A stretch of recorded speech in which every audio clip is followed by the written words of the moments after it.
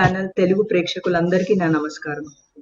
ముందుగా బ్రహ్మర్షి పితామహ పత్రిజీకి ఈ పిరమిడ్ మెడిటేషన్ ఛానల్ మనకి ఇచ్చినందుకు ఆయనకి నా కోటి కోటి ధన్యవాదాలు. ఈరోజు లాక్డౌన్ టైంలో మనం ఇంట్లో ఉండి ఇంత అద్భుతమైన పుస్తకాన్ని చూడగలుగుతున్నామంటే because of pyramid meditation channel. So కోటి కోటి వాటికి ధన్యవాదాలు. డీనా మెరియం గారు రచించిన Sitayanam untold story of Sita యొక్క మొదటి భాగాన్ని మనం పూర్తి చేసుకున్నాం. డీనా మెరియం గారు దీన్ని రచించి మనకిస్తే దీని రూపకల్పన అద్భుతంగా మన బ్రహ్మర్షి విద్వాన్మణి సరోజా గొల్లపల్లి గారు చేశారు. పత్రి సార్ ఎప్పుడు చెప్తూ ఉంటారు, పిరమిడ్ మాస్టర్ల గొప్పతనం ఎంత చెప్పినా తక్కువే అని. అది అక్షరాల మేడం గారి విషయంలో పూర్తి అవుతుంది. ఎందుకంటే అనర్గళంగా 3 భాషల్లో ఆవిడ చెప్తున్న ఈ కథను పుస్తక పట్టణాన్ని ఇంట్లో కూర్చొని చూస్తున్న ప్రేక్షకులు అందరూ ఆనంద బాష్పాలతో తన్మయత్వం అవుతున్నారు. కొంతమంది మాస్టర్స్ కమెంట్స్ చేసి మాకు పంపించారండి. ఏం చెప్తున్నారంటే, ఈ ప్రపంచం మొత్తంలో ఇలాగా ఈ పుస్తక పఠనాన్ని చేసేవారు ఎవ్వరూ లేరని. దానికి మనం సరోజా మేడం గారికి కోటి కోటి ధన్యవాదాలు. మేడం గారు మన ఛానల్లో దాన్ని మనతో షేర్ చేసుకోవడం చాలా చాలా మన అదృష్టం. పత్రిగారి సంవత్సరం చెప్పారు ఈ 2020 మన సీత యొక్క సంవత్సరం, సీతాదేవి యొక్క సంవత్సరం అని. ఈ పూర్తి సంవత్సరం మనం ఈ సీత యొక్క ఎనర్జీస్ తోనే ఉంటామని. సో మన సీతాయానానికి వెళ్లే ముందర మనం మీనాక్షి గత జన్మలో త్రేతాయుగంలో జనక మహారాజు ఒకానొక సేవకుడి కూతురు. వారి వంశం తాత ముత్తాతల దగ్గర నుంచి వారు మహారాజుకు సేవకులై ఉన్నారు. ఈమె ద్వారా మనం ఈ యొక్క సీతాయనాన్ని తెలుసుకుంటున్నాం. తో మన మీనాక్షి గారికి కూడా మన కోటి కోటి ధన్యవాదాలు. త్రేతాయుగంలో మిథిలా నగరం భూమండలంలో స్వర్గతుల్యమైనది చెప్పుకోబడుతుంది. ఇక్కడ ప్రజలందరూ ఉన్నత ఆత్మస్థితిలో ఉన్నవారు. కానీ త్రేతాయుగ యుగ మార్పిడి అవుతున్న సమయంలో భూమి మీద శక్తి యొక్క ఇంబ్యాలెన్స్ అవడం మొదలైంది. జనక మహారాజు ఒక మహాయోగి ఋషి కాబట్టి ఆయనకు తెలుసు ఈ శక్తి యొక్క సమతుల్యత చేయడానికి భూమి మీద ఆదిశక్తి స్వయంగా దిగి రావాలని. అప్పుడు ఆయనకు వసుంధర తల్లిని ప్రార్థించుకొని ఈ కారణం వల్ల జన్మించింది మన సీతమ్మ తల్లి. మనం మీనాక్షి ద్వారా సీతామాత యొక్క బాల్యం, చిన్నప్పటి నుంచి ఆవిడ చేసిన చమత్కారాలు, ప్రకృతితో ఆమె అనుసంధానం, ఆమె స్వయంవరం, ఆ తర్వాత వివాహం తర్వాత ఆమె రామునితో పాటు అయోధ్యకు వెళ్ళడం, అయోధ్యతో వెళ్తున్నప్పుడు ఆమె తండ్రి ఆమెకి 4 సేవకురాలని ఆమెతో పంపిస్తారు. అందులో ఒక ఆమె మన మీనాక్షి. ఈ 4 సేవకురాలతో ఉన్నది ఒక ఆమె మన మీనాక్షి. ఆమె ద్వారా మనకి అయోధ్యతో ఆ సమయంలో ఉన్న పరిస్థితులన్నీ తెలుసుకుంటున్నాం. ఆ తరువాత రాముల వారు సీత లక్ష్మణు అరణ్యవాసం గురించి వెళ్ళడం అందరికీ తెలిసిందే. కానీ అరణ్యవాసం ఎందుకు వాళ్ళు వెళ్ళవలసి వచ్చింది, ఏ దైవ కార్యం ఇది ఈ భాగంలో ముఖ్యమని ఈసారి మనం తెలుసుకుందాం. మొదటి భాగంలో మీనాక్షి తన శరీరాన్ని వదిలేసినప్పుడు తో పూర్తి అవుతుంది. రెండవ భాగం మొదలు పెట్టే ముందు మనం ఒక ముఖ్యమైన విషయం, యుగ మార్పిడి ఎందుకు జరిగింది, దీని వచ్చే పరిణామాలు ఏంటో తెలుసుకుందాం. మేడం మనకి గ్యాలక్టిక్ సెంటర్ ఆఫ్ మ్యాగ్నెటిజం నక్షత్ర మండల అయస్కాంత కేంద్రం గురించి మేడం గారిని చెప్పమని కోరుకుందాం. మన రెండవ భాగం మొదలు పెట్టే ముందర ఇది కొంచెం మాకు వివరంగా చెప్పండి మేడం. నమస్తే వసంత మేడం. ఎంతో చక్కగా నేను క్రితం ఎపిసోడ్లో 2 గంటల సేపు చెప్పింది ఎంతో చక్కగా మీరు 5 నిమిషాల్లో మా ప్రేక్షకుల ముందుకు తీసుకొచ్చినందుకు చాలా కృతజ్ఞతలు. ముందుగా నా పిఎంసి ఆత్మబంధువులందరికీ నా నమస్కారాలు. మీతో ఒక రకమైన అనుబంధం ఏర్పడిపోయింది. ఈరోజు ఈ 2వ ఎపిసోడ్కి ఇక్కడ కూర్చునే ముందు నాకు నా ఆత్మీయుల ముందు కూర్చుంటున్నానే అన్న ఎంతో ఆనందం. ఈ సంబంధం ఇది ఈనాటిది కాదు, ఇది మన ధ్యాన సంబంధం. మన ధ్యానం గుర్తుంచుకుంటూ మన బ్రహ్మర్షి పితామహ పత్రి సార్కి మనకి ఈ రత్నం అన్టోల్డ్ స్టోరీ ఆఫ్ సీతాయణం ఇచ్చిన దీనా మరియం గారికి మనస్పూర్వకంగా కృతజ్ఞతలు అర్పించుకుంటున్నాను. ఈ రోజు ఎపిసోడ్ మనం స్టార్ట్ చేసే ముందు వసంత మేడం ఒక క్వశ్చన్ అడిగారు, ఒక ప్రశ్న ముందుకు తీసుకొచ్చారు. మనం క్రితంసారి మాట్లాడుకుంటున్నప్పుడు ఈ విషయం గురించి మనం చర్చించుకున్నాం, కానీ చాలా టూకీగా చర్చించుకున్నాం. ఏమిటంటే ఈ పదం ఏమిటంటే గ్యాలక్టిక్ సెంటర్ ఆఫ్ మ్యాగ్నెటిజం, అంటే మన నక్షత్ర మండలంలోని అయస్కాంతం బిందువు, అంతే అది కేంద్ర బిందువు అన్నమాట. ఇప్పుడు ఇది ఇంత పెద్ద పదం మనం అస్తమాటికి వాడే బదులు నేను అది కేంద్ర బిందువు అని చెప్తూ ఉంటాను.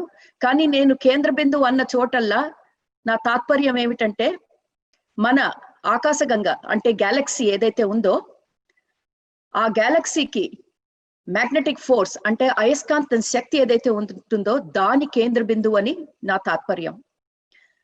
సో మనందరికీ తెలుసు మన సౌరమండలం అంటే మన సోలార్ సిస్టమ్ దేనిలో అయితే మన పృథ్వీ కూడా ఒక భాగమో ఆ సౌరమండలం ఈ గ్యాలక్సీలో ఈ ఆకాశగంగలో తిరుగుతూ ఉంటుంది.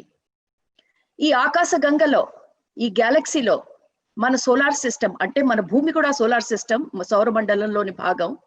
అందులో తిరుగుతున్నప్పుడు అది ఒకసారి ఆ కేంద్ర బిందువుకి చాలా దగ్గరలో ఉంటుంది, తిరుగుతున్నప్పుడు మరొక టైంలో ఆ కేంద్ర బిందువుకి అత్యంత దూరంగా ఉంటుంది. సో ఇప్పుడు నేను చెప్పబోతున్న కాలచక్రం ఏదైతే ఉందో అది ఈ భూమి పర్యటన గురించి మాట్లాడుతున్నాను. అంటే ఈ భూమి ఈ అయస్కాంతం కేంద్ర బిందువు దగ్గర నుంచి దగ్గరగా వస్తూ మళ్ళా దూరంగా వెళుతూ మళ్ళా దగ్గరగా వచ్చే ఈ వృత్తాకారమైన ఏదైతే మూమెంట్ ఉందో మన భూమిది, ఇది చాలా ముఖ్యమైన విషయం ఇవాళ మనం తెలుసుకోవాల్సింది. చాలా మంది నాకు వాట్సాప్ మెసేజ్ లో ఈ క్వశ్చన్ అడిగారు, ఎందుకంటే వాళ్ళు హిందీ ఇంగ్లీష్ చూసినప్పుడు అందులో చాలా వివరంగా చెప్పారు మేడం, మాకెప్పుడు చెప్తారు అని. మీ కుతూహలానికి నాకు చాలా ఆనందం వేసింది, ఎందుకంటే ఇవాళ ఈ ఎపిసోడ్ లో మేము ఆ విషయంతోనే మొదలు పెట్టబోతున్నాము. దాని తర్వాత మేము రెండో భాగానికి వెళ్తాం.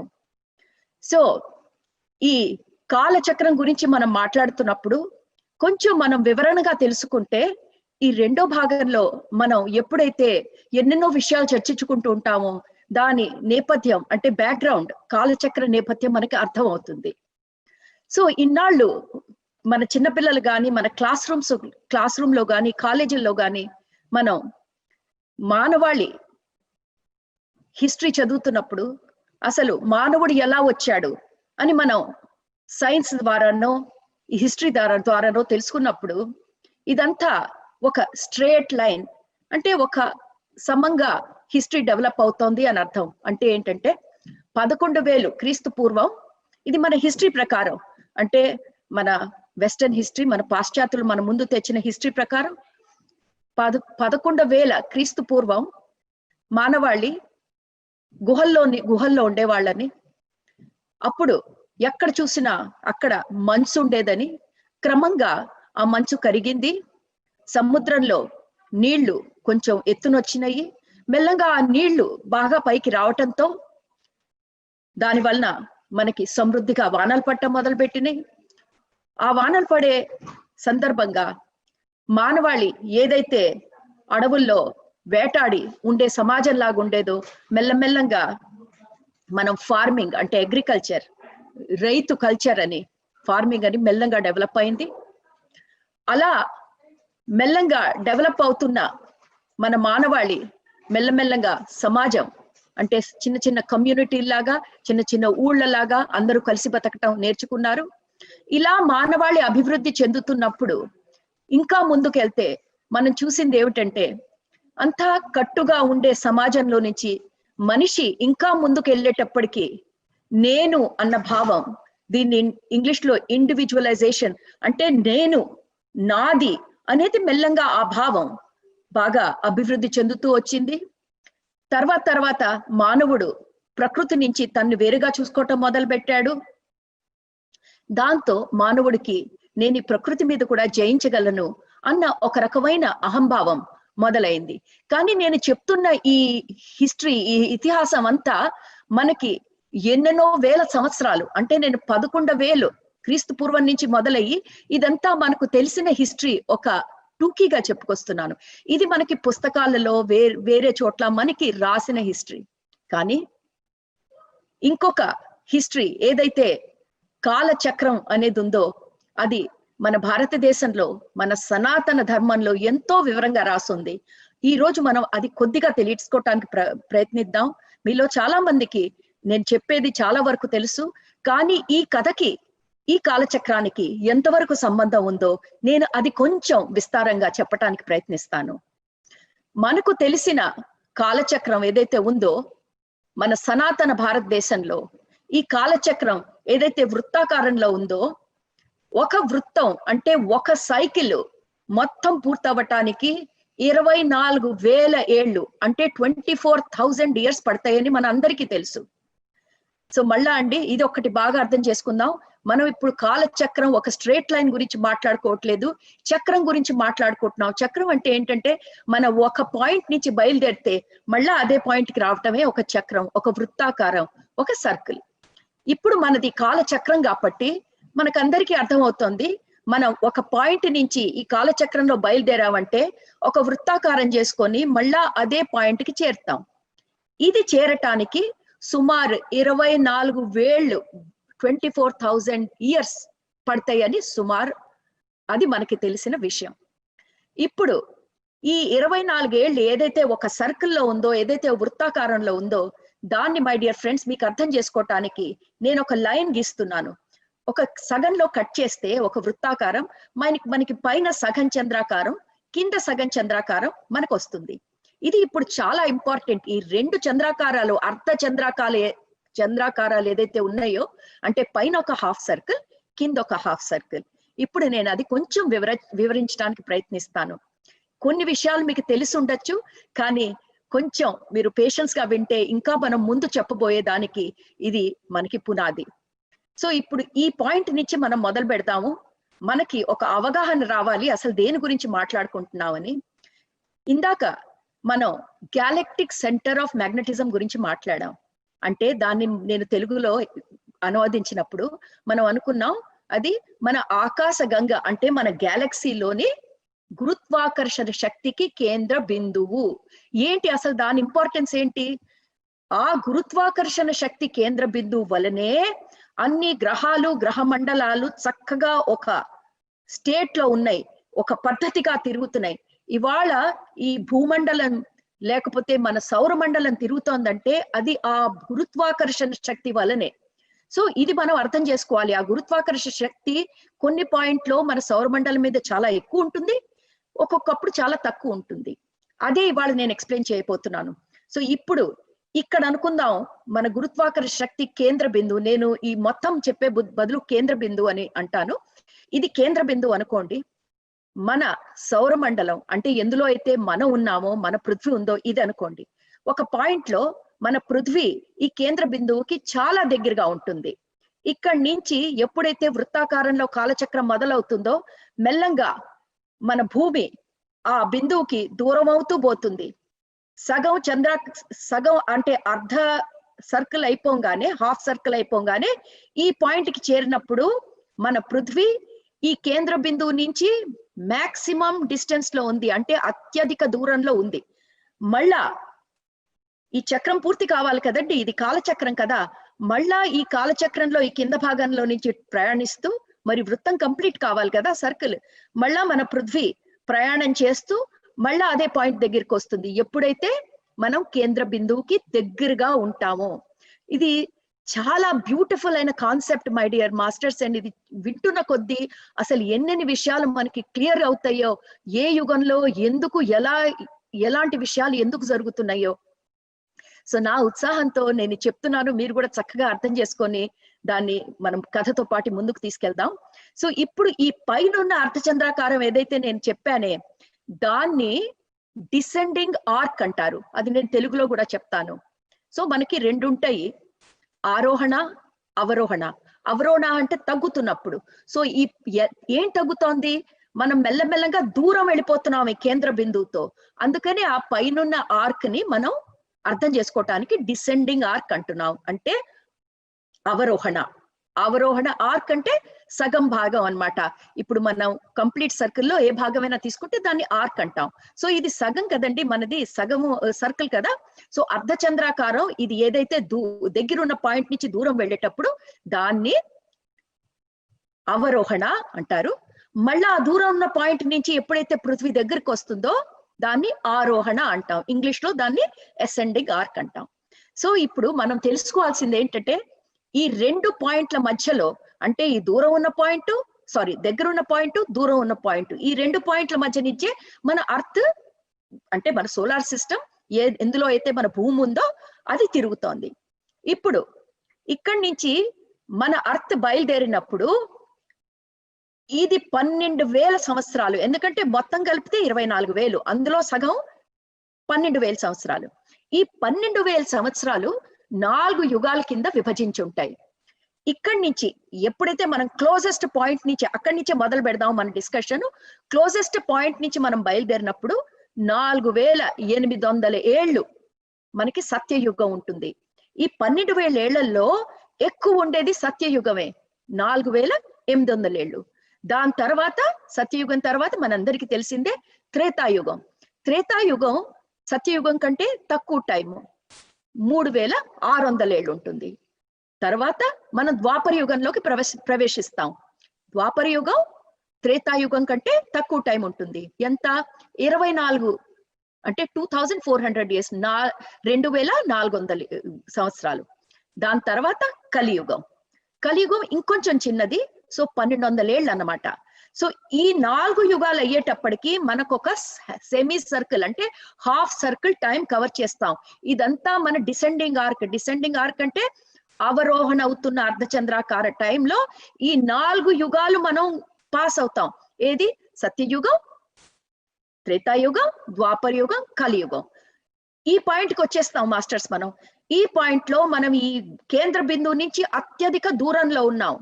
సో మళ్ళా మనం వెనక్కి వెళ్ళాలంటే ఇప్పుడు చాలా మందికి ఈ అండర్స్టాండింగ్ ఉంటుంది, కలియుగం అయిపోగానే మనం స్ట్రేట్ గా సత్యయుగంలోకి వెళ్ళిపోతామని. కానీ ఏదైతే ఈ కాన్సెప్ట్ మనకి చెప్తున్నారే, అందులో మనం కలియుగంలో నుంచి స్ట్రేట్ గా సత్యయుగంలోకి వెళ్ళాం. ఇప్పుడు మనం తర్వాత డీటెయిల్స్ కూడా చూసుకుందాం ఎందుకు అలా అవ్వదు.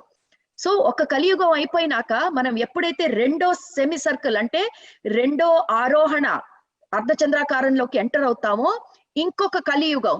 సో ఒక కలియుగం అయిపోగానే రెండో కలియుగంలోకి ఎంటర్ అవుతాం. ఆ కలియుగం తర్వాత మనం ఇప్పుడు కింద భాగంలోకి వెళ్తాం. పైన అర్ధచంద్రాకారం అయిపోయింది మాస్టర్స్, మనం ఇప్పుడు కింద అర్ధచంద్రాకారం గురించి మాట్లాడుతున్నాం.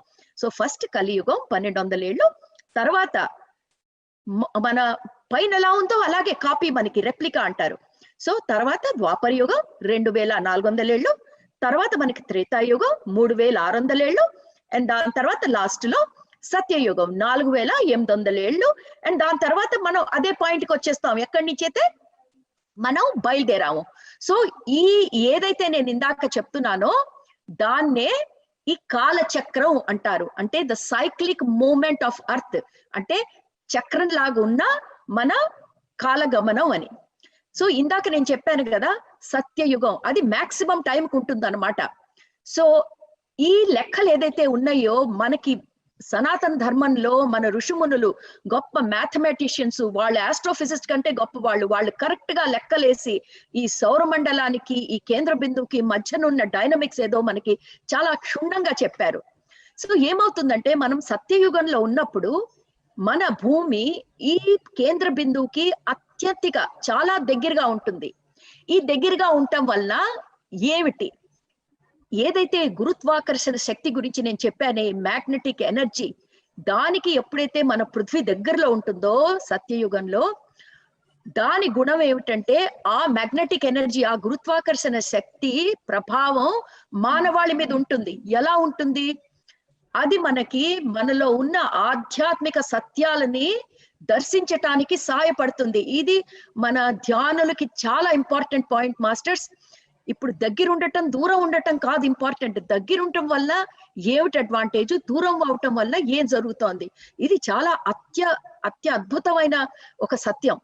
సో ఎప్పుడైతే, నేను మళ్ళా రిపీట్ చేస్తాను, ఎప్పుడైతే మన పృథ్వీ ఈ కేంద్ర బిందువుకి దగ్గరగా ఉంటుందో, దగ్గరగా ఉండటం వల్ల మన పృథ్వీ మీద ఉన్న జీవుల మీద, అందులో మనం కూడా ఉన్నాము, ఈ గురుత్వాకర్షణ శక్తి ప్రభావం మాక్సిమం ఉంటుంది, ఎందుకంటే దగ్గరగా ఉంది. ఆ మాక్సిమం గా ఉండటం వలన మనలో, మన మానవాళి కానీ జీవులు కానీ తనలో ఆధ్యాత్మిక సత్యాలు ఏదైతే మన లోపల ప్రపంచంలో ఉంటాయో అది మనకి చాలా క్లియర్ గా అవగాహన అవుతుంది. ఇప్పుడు దానికి ఎక్కువ కష్టపడకుండా, ఎందుకంటే దాని ప్రభావం అటువంటిది. అందుకనే ముఖ్యమైన విషయం ఏమిటంటే సత్యయుగంలో అందరూ చాలా అత్యంత అధికమైన ఆధ్యాత్మిక ఎరుకతో ఉంటారు. సో సత్యయుగంలో, ఎందుకు సత్యయుగం అంత గొప్పది అనుకుంటాం? ఎందుకంటే సత్యయుగంలో ఉండే ప్రతి జీవి అత్యధికమైన ఆధ్యాత్మిక ఎరుకతో ఉంటాడు. ఆ ఎరుకతో ఉండటానికి ఒక ప్రముఖ కారణం ఈ డిస్టెన్స్ ఎంత దగ్గర ఉందో మన పృథ్వీ ఆ కేంద్ర బిందువుకి దగ్గరగా ఉండటం వల్ల, దాని వలన మన మీద కలిగే ప్రభావం మనుషులు ఒక్కళ్ళ మీదే కాదు మాస్టర్స్. ఆ సత్యయుగంలో ఎక్కడ చూసినా, ప్రకృతిలో చూసినా, ఇప్పుడు ఒక పర్వతం కానివ్వండి, ఒక నది కానివ్వండి, ఇప్పుడు ప్రకృతిలో ఏ భాగంలో చూసినా అవి దైవిక శక్తితో నిండుంటాయి. సో ఆ రోజుల్లో ఏ మనుషుడైనా ఒక నది దగ్గరికి వెళ్ళి నిలబడి చక్కగా ఆ నదితో మాట్లాడగలిగే కెపాసిటీ వాళ్ళకి, ఎందుకంటే ఆ నది కూడా తన దైవిక శక్తి సంపూర్ణంగా ఎరుకలో ఉంది. సో ఎప్పుడైతే ఒకడు వెళ్ళి ఆ దైవిక శక్తిని ప్రార్థిస్తారో వాళ్ళు వెంటనే ఆ నదిలో నుంచి ఆ దైవిక శక్తిని చూడటం, వాళ్ళతో మాట్లాడగలటం, ఇవన్నీ సత్యయుగంలో జరిగిన ఆ టైంలో జరిగే విషయాలు. ప్రాపంచిక విషయాలకి, అద్వితీయమైన విషయాలకి పెద్ద ఎక్కువ డిఫరెన్స్ ఉండదు, ఒక సన్నటి తెర ఆ రెండింటి మధ్యలో. అందుకనే మానవాళికి సత్యయుగంలో ఉన్నప్పుడు తనలో సత్యాలు, ఆధ్యాత్మిక నిజాలు తెలుసుకోవటం పెద్ద కష్టమైనది కాదు. అందుకే మనం సత్యయుగం గురించి అంతలా చెప్పుకుంటాం. ఆ రోజుల్లో అందరూ అంత ఆధ్యాత్మిక జీవుల్లాగా బతికే వాళ్ళంటే ఇది అంత ఇంపార్టెంట్ అన్నమాట. సో ఇప్పుడు మనం ఈ క్లోజెస్ట్ పాయింట్ నుంచి 4800 సత్యయుగం అయింది. తర్వాత నేనేం చెప్పాను, త్రేతాయుగంలోకి ఎంటర్ అయ్యామని. త్రేతాయుగం వచ్చేటప్పటికి భూమి ఈ కేంద్ర బిందువు నుంచి ఇంకా కొంచెం దూరం అయిపోయింది, సత్యయుగం అంత దగ్గరలో లేదు. సో ఇది దూరం అవుతున్న టైము, మన పృథ్వీ ఈ పాయింట్ నుంచి దూరం అవుతున్న టైము. సో ఏమవుతుందంటే ఇలా త్రేతాయుగంలో వచ్చేటప్పటికి మానవాళి ఈ మ్యాగ్నెటిజం ప్రభావం తగ్గిపోతున్న వలన అంత ఆధ్యాత్మికత ఉండకపోయినా వాళ్ళు తన పూర్వజన్మలు, తన ముందు చూపు అవన్నీ ఇంకా బాగానే ఉంటాయి. వాళ్ళకి ఆధ్యాత్మిక అవగాహన ఉంటుంది, కానీ సత్యయుగం అంత ఆధ్యాత్మిక అవగాహన ఉండకపోవచ్చు. తర్వాత ప్రకృతిలో చూస్తే మెల్లంగా ప్రకృతిలో ఆ దైవిక శక్తి ఏదైతే నదుల్లో, వాగుల్లో, అడవుల్లో ఉన్నాయో అవి మెల్లగా తగ్గుతూ పోతోంది. అదే నేను చెప్పడానికి ప్రయత్నిస్తున్నాను ఫ్రెండ్స్. ఈ పృథ్వీ మన సౌరమండలంతో పాటు ఎలాగైతే ఈ కేంద్ర బిందువుకి దూరం అవుతూ పోతుందో దాని వలన పృథ్వీ మీద కలిగే మార్పులు చూడండి ఎంత అద్భుతంగా వివరణ ఉందో. అలాగే మనం మెల్లంగా ఆ త్రేతాయుగం నుంచి ద్వాపర యుగంలోకి వెళ్ళినప్పుడు ఇంకొంచెం మన పృథ్వీ ఆ కేంద్ర బిందువు నుంచి ఇంకొంచెం దూరం వెళ్ళిపోయింది. సో దాని వలన మన ఆధ్యాత్మిక అవగాహనలు ద్వాపర యుగంలో ఇంకా తగ్గిపోతాయి. ఏదో మనం ఒక శక్తిని అవగాహన చేసుకోగలం. ఇప్పుడు ఆ ఎనర్జీస్ అంటారే, వాళ్ళ ఎనర్జీస్ అనుభూతి పొందగలరు, కానీ త్రేతాయుగం లాగా వాళ్ళకి అంత పర్సెప్షన్స్, అంటే వాళ్ళు చూడగలిగే శక్తి ఎక్కడ భూతకాలంలో, భవిష్యకాలంలో ఆ చూసే శక్తి వాళ్ళకి తగ్గిపోతూ ఉంటుంది. అలాగే ప్రకృతిలో కూడా దైవిక శక్తులు మెల్లమెల్లంగా తగ్గిపోతూ ఉంటాయి అంటే శక్తులు తగ్గిపోయినని కాదు, ఆ శక్తులు ఉన్నాయన్న అవగాహన తగ్గిపోతూ ఉంటుంది. అది శక్తులు ఎప్పటికీ అవే ఉంటాయి మాస్టర్స్. ఇప్పుడు మనలో అన్నా ప్రకృతిలో అన్నా శక్తులు ఎప్పుడు అవే ఉన్నాయి, కానీ ఆ శక్తులతో కనెక్ట్ అవ్వగలిగే మన కెపాసిటీ ఏదైతే ఉందో అది తగ్గిపోతూ పోతుంది. అలా మనం కలియుగంలోకి వచ్చేటప్పటికి, కలియుగం అప్పుడు అత్యంత దూరం వచ్చేసాము మనం ఆ కేంద్ర బిందువు. కలియుగం చాలా చిన్న టైం, అది కూడా మనం చెప్పుకున్నాం. ఇక్కడికి వచ్చేటప్పటికి మన సూక్ష్మ శక్తులు ఏవైతే ఉంటాయో మనం దాన్ని అస్సలు అవగాహనలో తెచ్చుకోలేము. అంటే ఇది సాధారణ మనుషుల గురించి చెప్తున్నా. ఏదో ఒక మహానుభావుడు ఉండొచ్చు, వాళ్ళకి యుగాలతో సంబంధం ఉండకపోవచ్చు, కానీ ఒక సామాన్య మానవుడికి కలియుగం వచ్చేటప్పటికి వారిలో ఉన్న సూక్ష్మ శక్తుల గురించి ఎరుక ఏదైతే ఉందో అది మొత్తం తగ్గిపోతుంది. అదే కాదు, వాళ్ళ చుట్టూ ఉన్న ప్రకృతిలో కూడా ఆ దైవిక శక్తి వాటిలో ఉన్నాయన్న సంగతి అవి కూడా మర్చిపోతాయి. అంటే వాటికి కూడా అవగాహన లేదు. ఎలాగైతే మానవాళికి తన ఆధ్యాత్మిక అవగాహన తగ్గిపోతూ ఉంటుందో, అలాగే మన చుట్టూ ఉన్న ప్రకృతిలో కూడా ఒక నది కానివ్వండి, ఒక అడవి కానివ్వండి, ఓ చెట్టు కానివ్వండి, వాటిలో కూడా వారి దైవిక శక్తి అవగాహన తగ్గిపోతూ ఉంటుంది. సో ఇది నేను ఎక్స్ప్లెయిన్ చేయడానికి ట్రై చేస్తున్నాను అనమాట. ఎలాగైతే దూరం వెళ్ళిపోతూ పోతే దీని ప్రభావం మన ఆధ్యాత్మిక చింతన మీద ఎంత ఉంటుందో చూడండి. తర్వాత మనం ఇది కంప్లీట్ చేయంగానే, ఈ అర్ధచంద్రాకారం అయిపోగానే, మనం మాక్సిమం డిస్టెన్స్ రాగానే మళ్ళా మనం తిరిగి ఆ దగ్గరున్న పాయింట్ లోకి రావాలి. మళ్ళా ఇంకో అర్ధచంద్రాకారం పృథ్వీ వెళ్ళాలి. అదే మనం చెప్పాం ఇప్పుడు ఆరోహణ అంటే అసెండింగ్ ఆర్క్ అని. కానీ మంచి న్యూస్ ఏంటంటే మాస్టర్స్, దూరం వచ్చిన మనకి మళ్ళా మనం తప్పకుండా ఆ యుగానికి వెళ్తాం, ఆ పాయింట్ కి వెళ్తాం. ఎందుకంటే ఇది కాలచక్రం, దూరం వచ్చాం కానీ మళ్ళా దగ్గరికి వెళ్తామని అన్న ధీమా మనకందరికీ ఉండాలి. అదే మన హోప్. ఈ కాలచక్రం అర్థం చేసుకుంటే మనం ఎక్కడున్నామో దాన్ని బట్టి మన ఆలోచనలు ఎలా ఉన్నాయో, ఎందుకు ఉన్నాయో అవి మనకి బాగా అర్థం అవుతాయి. సో ఇప్పుడు ఇవన్నీ ఈ కాలచక్రం చెప్పాను అంటే ఈ అవరోహణ అయిపోయింది, ఇప్పుడు మళ్ళా ఆరోహణలోకి వస్తున్నాము. సో ఇప్పుడు ఈ పాయింట్ లో మనం ఎక్కడున్నాము అనేది దేనా మేడం ఆవిడకున్న అండర్స్టాండింగ్, ఆవిడకున్న అవగాహన మనతో పంచుకుంది. ఈ అవగాహన ఆవిడ సొంత అవగాహన కాదు, ఆవిడ పరమ గురు. అంటే నేను ఇంతకు ముందు కూడా చెప్పుకున్నాను, దేనా మేడం యోగానంద పరమహంస గారి ఏదైతే క్రియాయోగ ఇన్స్టిట్యూట్ ఉందో అందులో 40 ఏళ్ళు ఆవిడ క్రియాయోగ నేర్చుకున్నారు. సో యోగానంద పరమహంస గారి గురు అంటే పరమ గురు శ్రీ యుక్తేశ్వర్ గారు, ఆయన ఒక గొప్ప ఆస్ట్రోనామర్, అదే కాదు పెద్ద మ్యాథమెటిషియన్ కూడా. సో ఆయన వేసిన లెక్కల ప్రకారం ఇప్పుడు మనం ఇందాక నేను చెప్పాను కదండి, ఆ పైన ఏంటంటే అవరోహణ అర్ధచంద్రాకారంలో ఒక కలియుగం ఉంటుంది, మళ్ళా ఆరోహణ అర్ధచంద్రాకారం మొదలైనప్పుడు ఇంకో కలియుగం ఉంటుంది. ఏదైతే సైకిల్ మనకి చూపిస్తున్నారో మీతో నేను పంచుకుంటాను ఒక్క నిమిషంలో. ఆ డ్రాయింగ్ భలే అద్భుతంగా ఉంది. ఇప్పుడు మనం 2 కలియుగాలు దాటి, ఏ 2 కలియుగాలు? ఒక కలియుగం మనకి అవరోహణ అంటే పైనున్న హాఫ్ సర్కిల్లో ఒక కలియుగం, ఇంకో కలియుగం మనం ఇప్పుడు ఆరోహణ చేస్తున్నా అంటే అసెండింగ్ ఆర్క్ లో ఉన్న కలియుగం. ఆ 2 దాటి ద్వాపర యుగం ఏదైతే మొదలైందో అందులో మనం అడుగు పెట్టాము అని. అయితే కలియుగం, ఈ 2వ కలియుగం ఎప్పుడు ఫినిష్ అయిందంటే 1700 AD, అంటే 17th సెంచురీ, 1700 ADలో ఫినిష్ అయింది అని. సో ఇప్పుడు మనం ఇప్పుడిప్పుడే 2 కలియుగాలు దాటి ద్వాపర యుగంలో అడుగు పెట్టామని, అందుకనే మన మనసులు, మన భావాలు అన్ని కలియుగ భావాలతో మొత్తం సమ్మేళితం అయి ఉన్నాయని, ఇంకా మనకి ఒక మార్పు వస్తోందని తెలుస్తోంది కానీ ఆ మార్పు క్లారిటీ మనకి లేదు. సో ఇది మనకి ఒక చక్కగా ఒక డ్రాయింగ్ వేసి మనకి అదేంటి మన దేనా మేడం చక్కగా చూపించింది. ఇది నా తెలుగు పాఠకుల కోసం నేను ఇది షేర్ చేసుకుంటున్నాను. నా ఇంగ్లీషు హిందీ సెషన్స్ లో కూడా ఇది షేర్ చేసుకున్నప్పుడు చాలా సంతోషించారు. ఎందుకంటే ఇలాంటి నాలెడ్జ్ మనం ఇలాంటి అద్భుత పుస్తకాలు చదువుకున్నప్పుడే మన దగ్గరికి వస్తాయి. సో మీరు ఈ సర్కిల్ చూడగలుగుతున్నారని ఆశిస్తున్నాను. ఇప్పుడు నేను చెప్పిన పాయింట్ ఏదైతే భూమి ఈ కేంద్ర బిందువుకి దగ్గరలో ఉందో ఇది టాప్ మోస్ట్ పాయింట్ మాస్టర్స్ ఇక్కడ అన్నమాట. సో ఏదైతే అవరోహణ అన్న అర్ధచంద్రాకారం అన్నానే, ఈ కుడివైపున అర్ధచంద్రాకారం అవరోహణ హాఫ్ సైకిల్ అంటే డిసెండింగ్ ఆర్క్. అంటే ఒక సత్యయుగం, ఒక త్రేతాయుగం, ఒక ద్వాపర యుగం, ఒక కలియుగం సంపూర్ణం చేసుకున్నాం. మళ్ళా ఈ పాయింట్ మనం అత్యంత దూరంలో ఉన్నామండి. మన కేంద్ర బిందువుకి మన పృథ్వీ అత్యంత దూరంలో ఉంది, కానీ మనకు తెలుసు కదా మళ్ళా దగ్గరికి వెళ్తామని.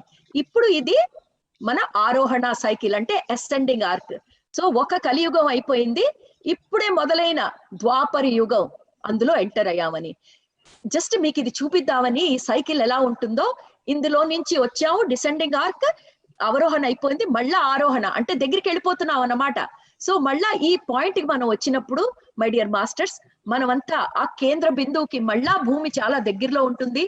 ఏ సత్యయుగం గురించి అయితే మనం చెప్పుకున్నామో ఆ సత్యయుగంలోకి మనం మళ్ళా ప్రవేశిస్తాం. సో గుడ్ న్యూస్ ఉంది మన దగ్గర, సంతోషమైన వార్త ఉంది. కానీ అది వస్తుందని తెలిసిన ప్రస్తుతం ఉన్న యుగం ఏమిటి, ఎలా ఉన్నావు, ఎందుకు ఉన్నావు అని తెలుసుకోవటం మనకి చాలా చాలా ఇంపార్టెంట్. ఇప్పుడు నేను మీతో షేర్ చేసుకున్నది దేనా మేడం వాళ్ళ పరమ గురువు చెప్పిన ఇన్ఫర్మేషన్ మనతో షేర్ చేసుకుంది. కానీ ఈ టైంలో చాలా మందికి చాలా కన్ఫ్యూజన్ ఉంది. కొంతమంది మనం కలియుగంలో ఉన్నామంటారు, కొంతమంది మన ద్వాపర యుగంలో. అది మనకు అనవసరం.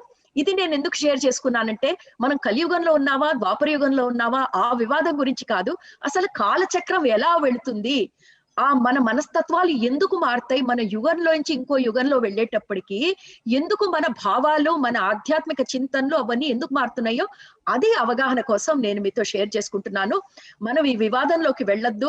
ఇది కలియుగమా, ఇది ద్వాపర యుగమా, మేడం కరెక్టా, మనం కరెక్టా, అది అనవసరమైన విషయం. తెలుసుకోవాల్సింది ఏంటంటే కాలచక్రం ఇలా ఉంటుంది. తెలుసున్న వాళ్ళకి చాలా మంచిది.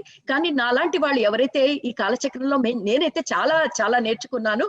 అందుకనే ఆ తపనతో నేను మీకు ఇవన్నీ చెప్పాలని అందుకనే ఈ పర్టికులర్ టాపిక్ కవర్ చేస్తున్నాను. సో ఇప్పుడు ఈ టైంలో మనం ఏమి చూస్తున్నామంటే, ఎలాగైతే సత్యయుగం ఫస్ట్ మనం సత్యయుగంలోంచి బయటకు వచ్చినప్పుడు ఆ సత్యయుగంలో ఎలా ఉందంటే మన పవర్, నేను చెప్పాను కదండి, మనం చాలా దగ్గరలో ఉన్నాం. ఆ దగ్గరలో ఉండటం వల్ల ఆ కేంద్ర బిందువుకి ఆ టైంలో ఋషులు వాళ్ళకి ఎంతో ఆధ్యాత్మిక అవగాహన, ఆ అవేర్నెస్ ఎంత ఎక్కువ ఉందంటే వాళ్ళు కళ్ళు మూసుకుంటే చాలు, వాళ్ళు ఏ లోకాలకైనా వెళ్ళి వాళ్ళ మూడో నేత్రాలతో వాళ్ళు అన్ని లోకాలు విహరించి వచ్చేవాళ్ళు. ఆ లోకాల నుంచి వాళ్ళు ఎంతెంతో జ్ఞానం తీసుకొచ్చారు ఈ పృథ్వీ మీద. వాళ్ళు లోకాల నుంచి జ్ఞానం తీసుకొచ్చారు, కానీ వాళ్ళకున్న కమ్యూనికేషన్ అంటే సంపర్కం ఒకరితో ఒకళ్ళు మాట్లాడుకునే స్టైలు, వాళ్ళకు నోరిప్పి మాట్లాడక్కర్లేదు.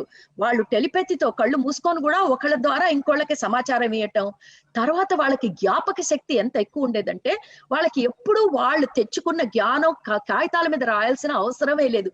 సత్యయుగం అంతా వాళ్ళు నాన్ వర్బల్ కమ్యూనికేషన్ అంటే మాట్లాడకుండా కూడా ఒకళ్ళ నుంచి ఒకళ్ళ జ్ఞానం సంపాదించి ఒక్కొక్కళ్ళకి ఎంతో జ్ఞాపక శక్తి ఉండటంతో కాగితాల మీద ఏది రాయటం అంటూ జరగలేదు. సత్యయుగంలో నుంచి ఎప్పుడైతే మనం త్రేతాయుగంలోకి వచ్చామో అప్పుడు ఎప్పుడైతే మనిషిలో అవగాహన తగ్గిపోతుందో, ఆధ్యాత్మిక అవగాహన, అక్కడ మనకి నెసెసిటీ వచ్చింది. ఏం నెసెసిటీ వచ్చింది? ఈ ఋషులు చూసిన జ్ఞానం అంతా ఎక్కడో అక్కడ భద్రపరచాలి. ఎందుకంటే మానవాళికి అదే జ్ఞాపక శక్తి లేదు. ఆ నాన్ వర్బల్ కమ్యూనికేషన్ అంటే మాట్లాడకుండా కూడా టెలిపతి ద్వారా కమ్యూనికేట్ చేసే కెపాసిటీ మెల్లమెల్లగా తగ్గిపోతుంది. ఎందుకంటే మీకు చెప్పాను కదా మాస్టర్స్, సత్యయుగంలో ఉన్నప్పుడు మనం ఆ కేంద్ర బిందువుకి దగ్గరలో ఉన్నప్పుడు మనలో కలిగే మార్పులు అలాగే దూరం అవుతున్న కొద్దీ ఏమి క్షీణిస్తూ పోతుందో అందుకే మీకు ముందు ఎక్స్ప్లెయిన్ చేశాను.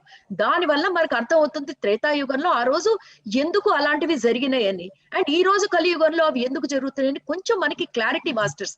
సో దీనివల్ల నా ఆశ మీకు కూడా ఇది కొంచెం క్లారిఫికేషన్ అయి ఉంటుందని. ఈ రోజు ఎక్కడైతే మనం ఉన్నామో ఈ కాలచక్రంలో మన అందరికీ ఒక రకమైన ఫీలింగ్ ఉంది. ఏమని? మనం అందరం సామూహికంగా మన చైతన్యం మారుతోంది అని. మనం ఎన్నాళ్ళ నుంచో ఈ మాట మనం ఎన్నాళ్ళ నుంచో అనుకుంటున్నాం. ఒక కలెక్టివ్ కాన్షియస్నెస్ కి ఇది ట్రాన్సిషన్ పీరియడ్. అంటే ఒక సామూహిక చైతన్యానికి ఇది ఒక అద్భుతమైన మార్పిడి అవుతున్న టైము. అది మనం ఎన్నిసార్లు మన ధ్యానంలో మనకి గ్రూప్ మెడిటేషన్ లో ఎన్నిసార్లు మనకి ఇది అయింది. అంటే మనకి తెలుసు ఇది మన అత్యద్భుతమైన టైం నుంచి మనం వెళుతున్నామని. ఎలాగైతే ఇప్పుడు మనకి ధ్యానంలో కూర్చున్నప్పుడు గాని మనం మాట్లాడుకుంటున్నప్పుడు గాని మనకి తెలుస్తోందో, ఎవరు చెప్పట్లేదు, ప్రతి ఒక్క ధ్యానికి కూర్చున్నప్పుడు వాళ్ళకి ఆ ఫీలింగ్ తెలుస్తోంది, క్లారిటీ వస్తోంది. ధ్యానంలో కూర్చుంటే వాళ్ళకి ధ్యానం వెంటనే కుదరటం, తర్వాత వాళ్ళకి వస్తున్న విజన్, వాళ్ళకి వస్తున్న ఇంట్యూషన్, దీన్ని బట్టి మనకి తెలుస్తోంది ఈ ప్రస్తుతం భూమండలం ఒక గొప్ప మార్పు నుంచి వెళుతోందని. ఎందుకు ఇది చెప్తున్నానంటే, ఎప్పుడైతే ఈ రామాయణం జరుగుతోందో అది కూడా ద్వాపర యుగం చివరిలో, త్రేతాయుగం చివరిలో ఉంది మాస్టర్స్. వాళ్ళు కూడా అప్పుడు త్రేతాయుగంలో నుంచి ద్వాపర యుగం వైపుకి వెళుతున్నారు. సో అలాంటి టైంలో ఈ సీతాయనం గురించి రామాయణం జరిగినప్పుడు మనం ఏం తెలుసుకోవాలంటే, ఎలాగైతే మనం ఫీల్ అవుతున్నామో ఏదో మార్పు జరగబోతుందని, ఆ టైంలో అక్కడున్న మానవాళి కూడా దానికే గురవుతోంది. కానీ ఇది కొంచెం తేడా. ఇప్పుడు మనం అందరం మెల్లగా మనలో మనం వెళ్ళిపోతున్నాం, మన ఆధ్యాత్మిక ప్రయాణంలోకి ఎక్కువ ఫోకస్ చేస్తున్నాం. కానీ అది డిసెండింగ్ ఆర్క్, అంటే అవరోహణ టైము, అంటే దూరం అవుతున్న టైం. పృథ్వీ ఆ కేంద్ర బిందువు నుంచి దూరం అవుతున్న టైం. అప్పుడు ఏమని చెప్పాను? ఆ టైంలో త్రేతాయుగం నుంచి ద్వాపర యుగంలోకి వెళ్లే టైంలో ఆ లోపలున్న ఆధ్యాత్మిక అవగాహన తగ్గిపోతోంది. అది అక్కడ చాలా ఇంపార్టెంట్. చాలా మందికి ఆ మెల్లమెల్లంగా ఆ లాస్ట్ స్టేజెస్ ఆఫ్ త్రేతాయుగంలోకి వచ్చేటప్పటికి ఆ దైవిక శక్తి ఏదైతే ప్రకృతిలో ఉందో అది గమనించే శక్తి కూడా మెల్లమెల్లంగా క్షీణిస్తోంది. ఆ టైంలో ఆశ్రమాలు, ముఖ్యంగా ఆశ్రమాలు కట్టం మొదలు పెట్టారు. ఎందుకంటే అవే వాళ్ళకి మెయిన్ గురుకులాలు. ఏదైతే సత్యయుగంలో వాళ్ళు రాతల్లో కాదు, వాళ్ళ జ్ఞాపక శక్తిలో అన్ని జ్ఞానాలు వేరే వేరే లోకాల నుంచి తెచ్చుకొని వాళ్ళ బుర్రల్లో బాగా భద్రపరుచుకునే వాళ్ళు, త్రేతాయుగం వచ్చి త్రేతాయుగ చివరిలోకి వచ్చేటప్పటికి బాగా తెలిసిపోయింది ఏమిటంటే అది ఇంకా బుర్రలో పెట్టుకునే విషయం కాదు, ఎక్కడో రాయకపోతే ముందు ముందు మానవాళికి ఏమీ అందదు అని. ఆ టైంలో ఆశ్రమాలు స్థాపించడం జరిగింది. చూడండి ఒక్కొక్కటి ఎందుకు జరుగుతున్నాయో మనకి అర్థమైతే ఎంత బాగా దానికి మనకి రీజనింగ్ ఎంత చక్కగా వస్తుందో. అందుకే ఆ రామాయణంలో కానీ మనం చెప్తున్న సీతాయనంలో కానీ ఆశ్రమాలకి అంత ఇంపార్టెన్స్. ఆ ఋషులంతా ఆ టైంలో ఆ వచ్చిన వాళ్ళకి అందించిన ఆధ్యాత్మిక జ్ఞానం అంతా వాళ్ళు చక్కగా భద్రపరుస్తున్న టైం అన్నమాట. సో ఆ టైంలో అన్ని భద్రపరిచే టైం అయినప్పుడు మెల్లమెల్లంగా ధర్మం స్థాపించడం చాలా ఇంపార్టెంట్. ఎందుకంటే ఎప్పుడైతే మనిషి తన లోపల నుంచి దూరం అవుతూ ఉంటాడో, లోపల ఉన్న ధర్మం నుంచి దూరం అవుతూ ఉంటాడో, అప్పుడు అన్ని కాగితాల మీద చక్కగా ధర్మం అంటే ఏంటో రాయాల్సిన అవసరం అప్పుడు వస్తుంది. మనిషి లోపల ఆధ్యాత్మిక చింతనలో ఉన్నప్పుడు ఆ ధర్మం అనేది ప్రతి మనిషిలో ఉంటుంది. అది దూరం అవుతున్న కొద్దీ ధర్మం బయట చక్కగా పుస్తకాల్లో రాయాల్సిన టైం మెల్లమెల్లగా వస్తున్న టైం అది. అప్పుడు అదే టైంలో మనం చూస్తున్నది ఏమిటంటే త్రేతాయుగం నుంచి ద్వాపర యుగంలో వెళ్ళే టైంలో మనుషులు మెల్లమెల్లంగా ప్రకృతి నుంచి కనెక్షన్ కూడా పోతోంది. ఈ రామాయణం అయ్యే టైంకి ఎలాగైతే మనం ముందు ముందు వెళ్తామో మనం చూసేది ఏంటంటే మెల్లంగా మనుషులకి, మానవాళికి ప్రకృతి మీద విజయం స్థాపించాలి అన్న అహం మెల్లంగా బయలుదేరిపోతుంది. నేను చెప్తున్నదంతా మనం చక్కగా ఈ కాలచక్రం ఈ కథలో చూస్తామండి. అది ఎందుకంటే ఆ ఏదైతే దాహం ఉందో వాళ్ళకి శక్తి అంటే ప్రకృతి మీద కూడా మనం జయించాలి అన్న ఆలోచన ఎప్పుడైతే వచ్చిందో దానికి మూల కారణం లోభం. సో లోభం అనేది మనం మెల్లమెల్లంగా చూస్తాం ఈ చివరి స్టేజెస్ లో వచ్చేటప్పటికి. అదే కాదు, మనం ఇంకోటి చాలా గొప్ప విషయం మనం తెలుసుకోవాల్సింది ఈ కాలచక్రం మాట్లాడుకుంటున్నప్పుడే ఏమిటంటే ఈ లింగ సంతులన అంటే స్త్రీలింగానికి పుర్లింగానికి మధ్య ఉన్న బ్యాలెన్స్ మారుతున్న టైము. మళ్ళా దానికి కారణం కూడా అదే మాస్టర్స్ నేను ఏదైతే చెప్పానే ఈ డిస్టెన్స్ ఎలా అయితే ఈ కేంద్ర బిందువు నుంచి దూరం అవుతూ పోతున్నామో మన లోపలున్న ఆధ్యాత్మిక అవగాహన తగ్గిపోతూ ఉంటే ఎంతసేపు పవర్, అధికారం, దాహం ఎక్కువ అవుతుంటే వచ్చే మార్పులు చూడండి ఎలా మొదలైనయో. సో జెండర్ రిలేషన్షిప్ అంటారు, అంటే లింగ సంతులన మారుతోంది. అంతవరకు స్త్రీలు ఎంతమందో గొప్ప గొప్ప ఋషులు, ఒకళ్ళు కాదు, నేను మీకు ఈ కథలో వెళుతున్నప్పుడు చెప్తాను, గొప్ప గొప్ప ఋషులు అసలు భూమి మీద తెచ్చిన ఎన్నెన్నో గొప్ప మార్పులు స్త్రీ అయిన గొప్ప గొప్ప యోగులే. కానీ వాళ్ళు ఎలాంటి గొప్ప గొప్ప మార్పులు తెచ్చారంటే ఈ భూమి సస్యశ్యామలంగా ఉండాలని నదులు తీసుకొచ్చారు. వాళ్ళు అసలు నెగటివ్ ఎనర్జీస్ రాకుండా ఈ భూమి మీద వాళ్ళ మంత్రాలతో వాళ్ళ తపాలతో వాళ్ళు ప్రకృతిని అంతా ఎంతో బాగా చూసుకున్నారు. అసలు లేమనేదే లేకుండా చూసే టైం అది. దాంట్లో ఆ వర్క్ లో విమెన్ అంటే స్త్రీ ఋషులకి ఎంతో భాగం ఉంది. కానీ ఎప్పుడైతే మనం స్లోగా యుగ మార్పిడిలో మనం ఏం చూస్తామంటే త్రేతాయుగం నుంచి మెల్లంగా ద్వాపర యుగం వస్తున్న కొద్దీ ఆ అవగాహన మారుతూ పురుషాధిక్యమైన సమాజం మెల్లమెల్లంగా మొదలవుతూ ఈ స్త్రీ ఋషులు చేసిన గొప్ప గొప్ప కార్యాలు మరుగున వెళ్ళిపోయినాయి. ఇదంతా మనం ఏం చెప్తున్నాం అంటే ఫ్రెండ్స్, ఈ డిక్లైనింగ్ ఆర్క్ అవరోహణ అర్ధచంద్రాకారంలో పృథ్వీ ముందుకెళ్తున్నప్పుడు జరిగింది ఏమిటంటే మెల్లమెల్లంగా లోపల నుంచి కనెక్షన్ తగ్గిపోతూ బయటున్న భౌతిక ప్రపంచానికి కనెక్షన్ ఎక్కువ అవుతూ పోతోంది. ఈ రోజు మనం ఏ స్టేజ్ లో ఉన్నాం మై డియర్ ఫ్రెండ్స్? 99% 99% మానవాళి బయట వైపే ఉంది. బహిర్ముఖం, అంతర్ముఖం అవ్వటానికి 1% కూడా లేరు. ఈ 1% మనం మళ్ళా 99% ని అంతర్ముఖం అవ్వటానికి దారి చూపిస్తాం ముందొచ్చే టైంలో. సో ఇదంతా మీతో షేర్ చేసుకోవాలని, ఈ కాలచక్రం ఎందుకు ఇలా ఉంది, ఎలా ఉంది అనేది నేను ఈ కొంచెం మీకు చెప్దామని అనుకున్నాను. సో మనం ఏం చేద్దామంటే వసంత మేడం, మనం ఇప్పుడే కాలచక్రం గురించి ఈ డిస్కషన్, నాకు తపన వసంత మేడం ఇదంతా మన దర్శకులందరూ చక్కగా అర్థం చేసుకోవాలి. మనలో చాలా మంది మహానుభావులు ఉండొచ్చు, వాళ్ళకి ఇదంతా ముందే తెలియచ్చు, కానీ ఎంతో మంది నాలాంటి వాళ్ళు ఉండొచ్చు. సో వాళ్ళ గురించి నేను ఇంత క్లారిటీగా ఇంత వివరంగా చెప్పడానికి కారణము. కానీ మై డియర్ ఫ్రెండ్స్, మనం ఇప్పుడు డిస్కస్ చేసింది మనం సీతమ్మ వారి కథలో ముందుకెళ్ళినప్పుడు మనకు అది చాలా చాలా బాగా ఉపయోగపడుతుంది. సో ఇది చెప్పుకున్నాక మనం ఇక్కడ రెండో భాగం, అంటే ఇందాక వసంత మేడం చెప్పినట్టు మనం మొదటి భాగం ఫినిష్ చేసేసుకున్నాం. పోయినసారి మనం ఎంతవరకు చెప్పుకున్నాం అంటే మేడం చెప్పినట్టు మనం మీనాక్షి జన్మ అక్కడితో అయిపోయింది. ఇప్పుడు మనం రెండో భాగంలోకి అడుగు పెడుతున్నాము. మన మీనాక్షమ్మ ఆ జన్మ అయిపోయినాక కొంతకాలం గడిచినాక మన ముందు అనసూయమ్మలాగా అయోధ్యలో మళ్ళా పుట్టింది. సో ఆ సీతమ్మని ఒక్కసారి ఆ ఎనర్జీతో కనెక్ట్ అవుతూ, కళ్ళు మూసుకొని మీరందరూ ఒక్కసారి ఆ సీతమ్మ ఎనర్జీతో కనెక్ట్ అవుతూ మన కథ ముందుకు వెళ్దామని కోరుకుంటూ, మనం ఇప్పుడు అయోధ్యలో ఉన్నామండి. ఇప్పుడు మనం అనసూయమ్మ గురించి చెప్పుకుంటున్నాం. మీరు మర్చిపోవద్దు, మన అనసూయమ్మే మీనాక్షమ్మ, ఆవిడ ప్రీవియస్ బర్త్ లో. సో ఈసారి ఆవిడ ఒక క్షత్రియ కుటుంబంలో పుట్టింది. ఇప్పుడు ఆ యుగం టైం ఏమిటంటే త్రేతాయుగం అంతం కావటానికి చాలా దగ్గరలో ఉంది. నేను ఆల్రెడీ చెప్పాను, రామాయణం ఆ త్రేతాయుగం ఎండ్లో అయిందని. సో ఇప్పుడు అనసూయ పుట్టేటప్పటికి ఇంకా ముందు వెళ్ళిపోయాం. సీతమ్మ వారు లేరు, ఆవిడ శరీరం చాలించేశారు. రాముల వారు ఇంకా లాస్ట్ ఫ్యూ ఇయర్స్, ఆయన జీవితంలోని లాస్ట్ ఫ్యూ ఇయర్స్ లో ఉన్నారు. సో ఇదండి మన సీన్ సెట్టింగ్ ఎప్పుడైతే మన రెండో భాగంలో వస్తామో. సో అనసూయ పుట్టినప్పుడు ఇంకా రాముల వారే పరిపాలిస్తున్నారు. రాముల వారి రాజ్యసభలో అనసూయ తండ్రి, ఆయన చాలా గొప్ప అధికారమైన పొజిషన్ లో ఉన్నారు.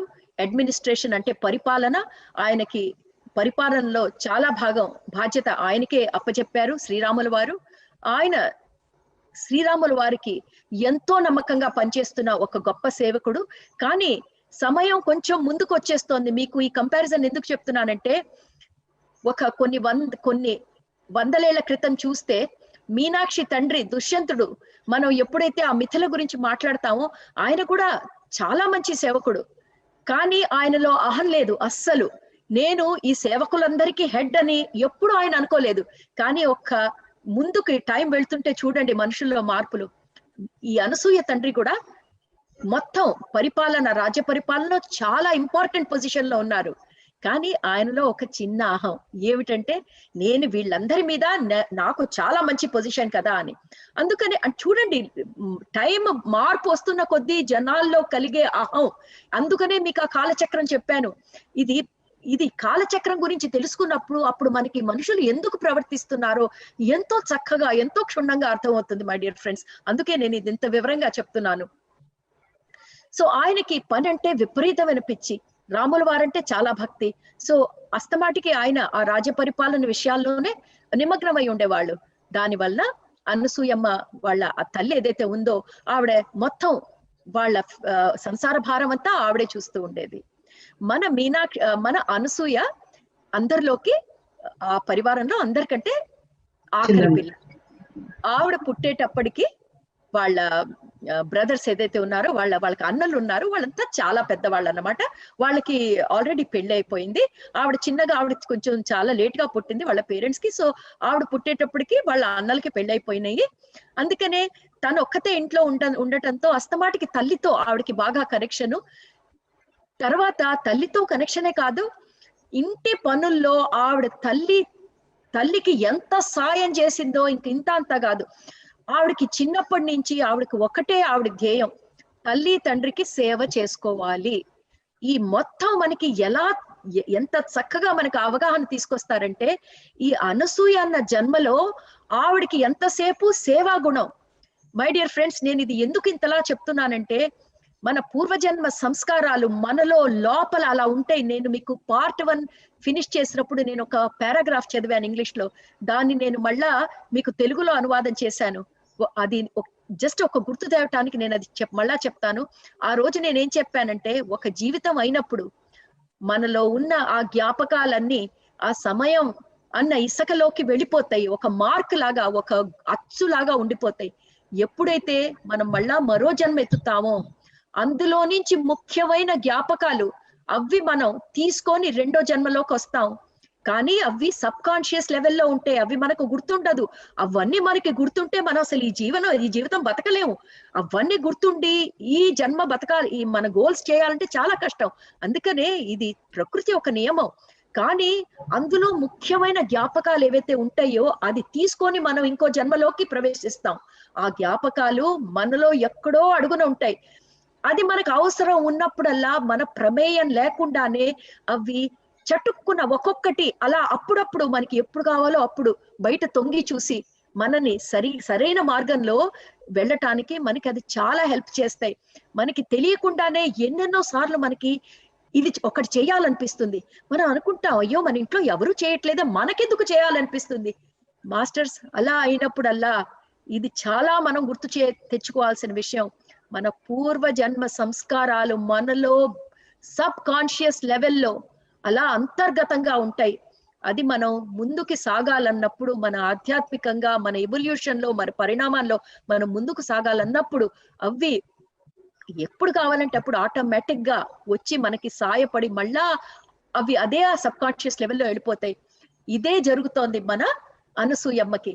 ఎందుకు? పూర్వజన్మలో ఆవిడికి అంత పని చేయటం, సేవ చేయటం పెద్ద ఇష్టం లేదు. కానీ మీకు గుర్తుందా, వాళ్ళ తండ్రి దుష్యంతుడు ఏం చెప్తాడో, సేవ గురించి ఎంత చెప్తాడో, పని ఎటువంటిది అని చూడకండి, పని పెద్దదా అది అనవసరం, మీరు ఏం చేసినా మనసు పెట్టి చేయండి.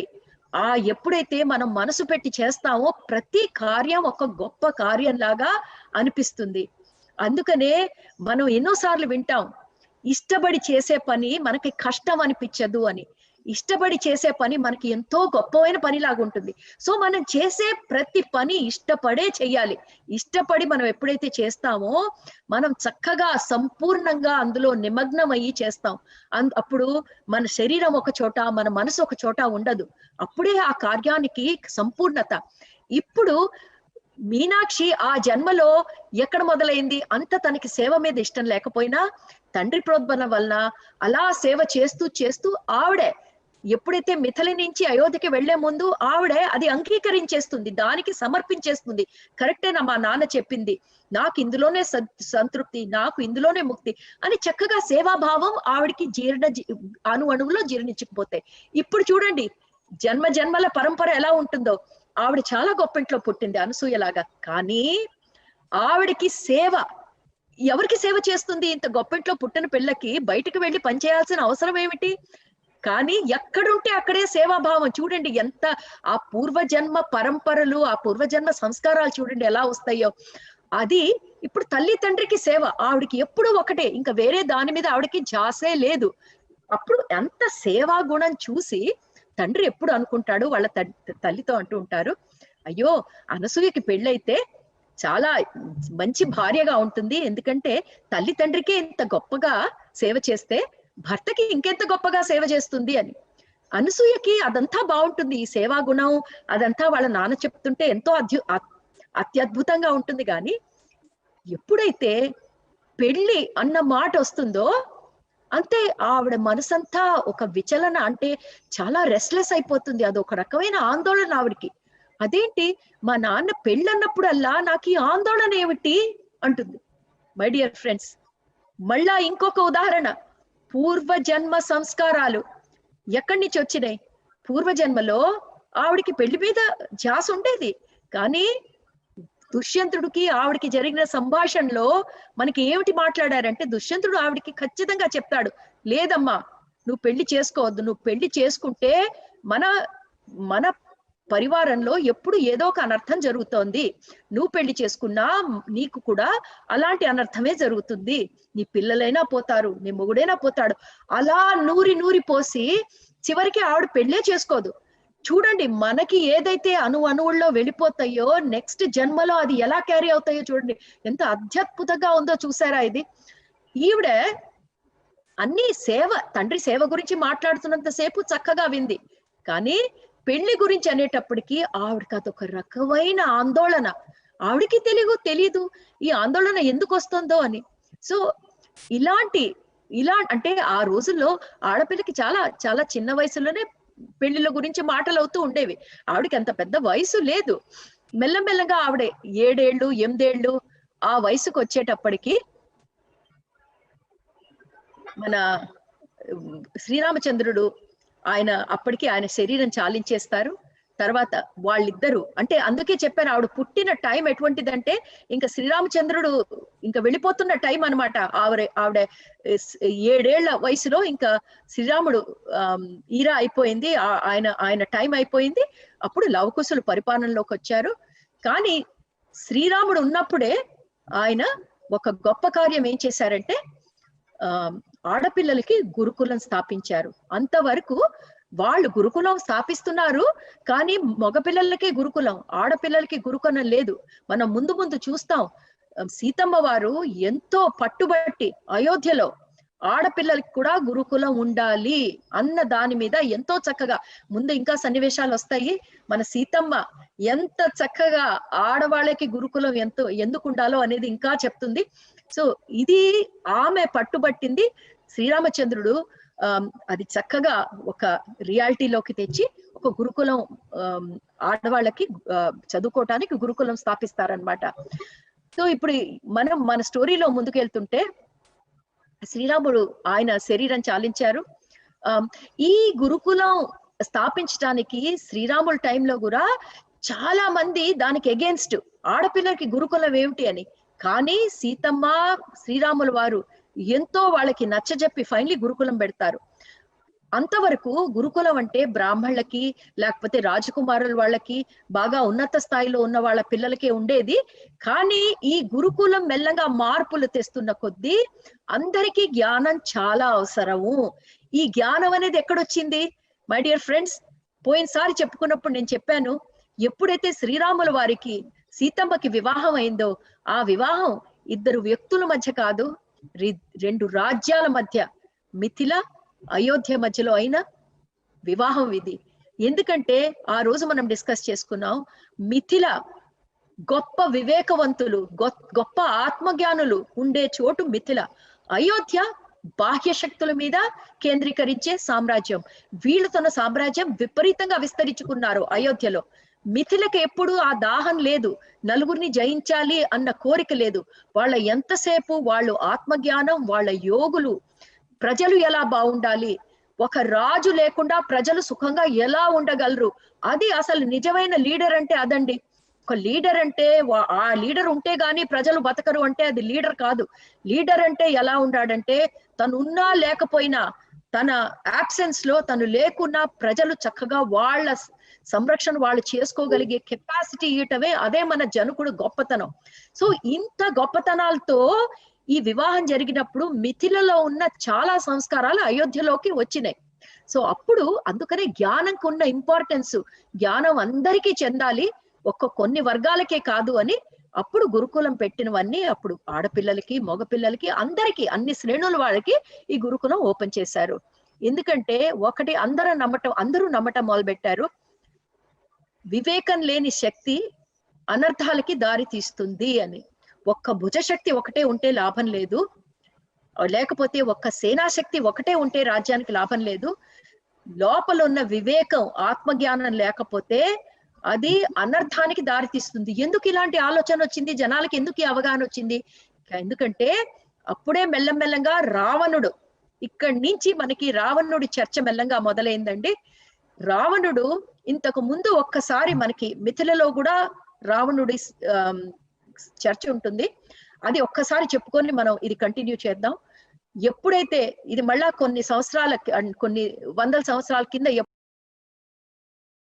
ఎప్పుడైతే మిథిలలో జనకుడి సామ్రాజ్యంలో ఇది ఇంకా సీతమ్మ వారు చిన్నగా ఉన్నప్పుడు రావణుడు అప్పుడప్పుడే తపస్య చేసుకుంటూ మహాదేవుడు తపస్య చేసుకుంటూ ఎన్నెన్నో వరాలు పొందుతూ మెల్లంగా తన బలం పెంచుకుంటున్నాడు. ఆయన బలం పెంచుకుంటున్న కొద్దీ ఆయనకి ఇంకా మంత్రాలు కావాలి, ఇంకా శక్తిని పెంచుకోవాలి. ఎందుకంటే ఆయనకి ఎంతసేపు బాహ్య ప్రపంచంని జయించాలన్న కోరిక. కాకపోతే దానికి ఒక దారి ఈ ఆధ్యాత్మిక అవగాహనతో మొదలుపెట్టి జపాలు తపాలు చేసుకుంటూ ఈ కోరికలు ఇవన్నీ నెరవేర్చుకుంటున్నాడు. ఇంకా ఆయన మొత్తం పరిపక్వం చెందలేదు. ఇంకా రావణుడు మెల్లమెల్లగా ఈ జపాలు తపాల వల్ల వరాలు పొందే రోజుల్లో రావణుడికి తెలిసి ఆ శివధనస్సు ఏదైతే జనకుడి దగ్గర ఉందో దానికోసమని ఒకసారి జనకుడి దగ్గరికి వెళ్ళటం, జనకుడు అది నీకు ఇయ్యను, నువ్వు దానికి తగవు అని చెప్పటం, రావణుడు చాలా కోపంగా నేను గుర్తుంచుకుంటానిది అని వెళ్ళిపోవటం మనకి ఒకసారి మిథిలలో జరుగుతుంది. మళ్ళా మనకి రావణుడి ప్రసంగం మళ్ళా ఇక్కడే వస్తోంది. ఇందాక నేను చెప్పాను కదండి, అయోధ్యలో అందరూ ఇది చక్కగా నమ్ముతున్నారు. ఒక్క బాహ్య శక్తే ఇంపార్టెంట్ కాదు, ఆంతరిక జ్ఞానం కూడా చాలా ఇంపార్టెంట్. ఎందుకంటే రావణుడు మెల్లంగా బలం ఎక్కువైపోతోంది. మెల్లమెల్లగా దక్షిణ ఖండం అంతా, ఇప్పుడు భరత ఖండం గురించి మాట్లాడుతున్నప్పుడు దక్షిణ ఖండం అంతా మెల్లంగా ఈ రావణాసురుడి దాహం వలన అందరి మీద అత్యాచారాలు అవన్నీ మెల్లమెల్లంగా బయటపడుతున్నాయి. అండ్ అందరూ మెల్లంగా వింటున్నారు రావణుడు చాలా చాలా గొప్ప తపస్వి అని. కానీ తపస్వి జ్ఞాని ఒక్కటే సరిపోదు, ఆ చేసిన తపస్య ఆ జ్ఞానం సరైన మార్గంలో ఉందా లేదా అది ఇంపార్టెంట్. రావణుడి గురించి ఆ టైంలో ఏం చర్చ అంటే, రావణుడికి అహం బాగా పెరిగిపోయింది. అందుకనే తనకున్న జ్ఞానాన్ని తనకున్న విజ్ఞానాన్ని అందరి మీద ఆధిక్యత్యం సంపాదించుకోవటానికి ట్రై చేస్తున్నాడని. సో అయోధ్య వాళ్ళకి అందరికీ తెలుసు, లోపల వివేకం పెంచుకోకపోతే ఈ బాహ్య శక్తి ఎందుకు పనికి రాదు అని. మెల్లమెల్లంగా మిథిల నుంచి తెచ్చిన సంస్కృతి వలన సీతమ్మ వారు అయోధ్యకి చేసిన మంచి ఏమిటంటే, ప్రతి మనిషికి ఒక భక్తి ఒక సేవాభావం ఉండాలి అని. అలా మెల్లమెల్లంగా చాలా మటుకు అయోధ్య మానవాళి మనసులో ఆవిడ చోటు చేసుకుంది. సో ఇదంతా మనకి ఆ అయోధ్యలో ఆ టైంలో ఉన్న పరిస్థితి.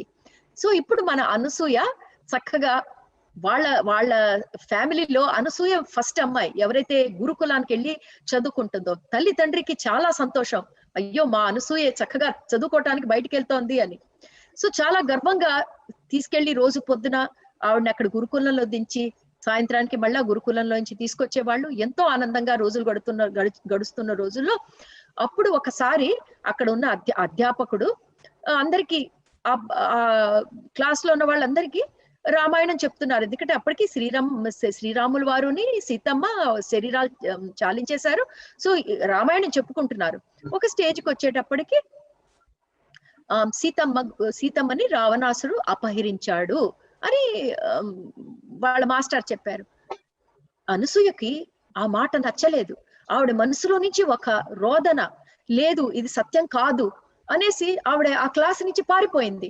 ఆవిడ్ని వెతుక్కొని వచ్చి మళ్ళా గురువు చెప్పటానికి ప్రయత్నిస్తే ఆవిడ ఏడ్చేస్తుంటే వాళ్ళ తండ్రి గారిని పిలిపించారు. తర్వాత తండ్రి గారి ఇంటికి తీసుకెళ్లి ఈవిడ విపరీతంగా ఏడుస్తోంది.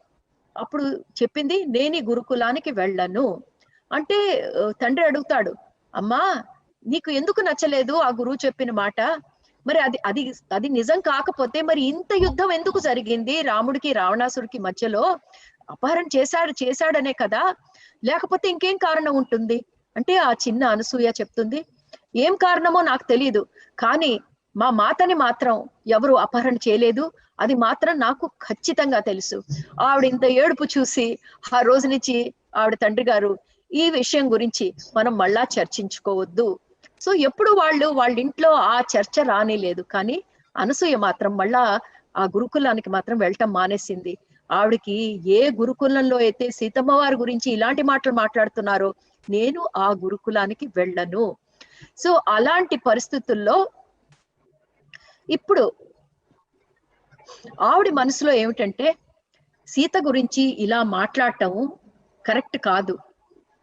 ఎందుకంటే మా మహారాణి ఆవిడకున్న యోగ్యతలు చూస్తే ఒకళ్ళు అపహరించటం సాధ్యమా? తర్వాత మా శ్రీరాములు వారు ఏం చేస్తున్నారు, ఆయన ఇంత శక్తిశాలి కదా, ఒకళ్ళు అపహరించేదాకా ఊరుకుంటారా? ఇవన్నీ ఆ చిన్న మనసులో ఎన్నో ఒకదాని తర్వాత ఎన్నో వస్తున్నాయి. అయితే ఇంకా ఆ ఇంట్లో అలాంటి విషయాలు మాట్లాడటం మానేశారు. ఎందుకంటే వాళ్ళకి ఒకానొక్క కూతురు, వాళ్ళకి ఎంతో ప్రేమ. ఆ కూతురు బాధపడుతుంటే వాళ్ళు చూడలేరు. సో ఇలా ముందుకు వెళ్తుంటే వాళ్ళ ఇంట్లో ఎంతమందో, ఎందుకంటే ఆయన పరిపాలనలో చాలా హై పొజిషన్ లో ఉన్నారు. వాళ్ళ ఇంటికి ఎంతో మంది రాజదర్బారంలో నుంచి అతిథులు వస్తూ ఉండేవాళ్ళు. ఇలాంటి ఒకప్పుడు వాళ్ళకి చాలా మంది అతిథులు రాబోతుంటే ఆవిడ తల్లి చాలా మంచిగా ఎన్నో చాలా ఫీస్ట్ అంటే పండగలాగా ఎన్నో వండుతారు, చాలా మంది వస్తున్నారని. అనసూయ కూడా చక్కగా వాళ్ళ తల్లికి ఎంతో, ఆవిడకి ఎంతసేపు తల్లికి సాయం చేయటం, సేవ చేయటం ఇదే ఆవిడకి మేను. ఎంతో చక్కగా తల్లికి సాయం చేస్తూ ఉంటుంది. వాళ్ళు చక్కగా ఒక మంచి వ్యంజనాలతో ఒక బ్యూటిఫుల్ ఎన్నో వంటలు చేసి అలా సర్దుతారు.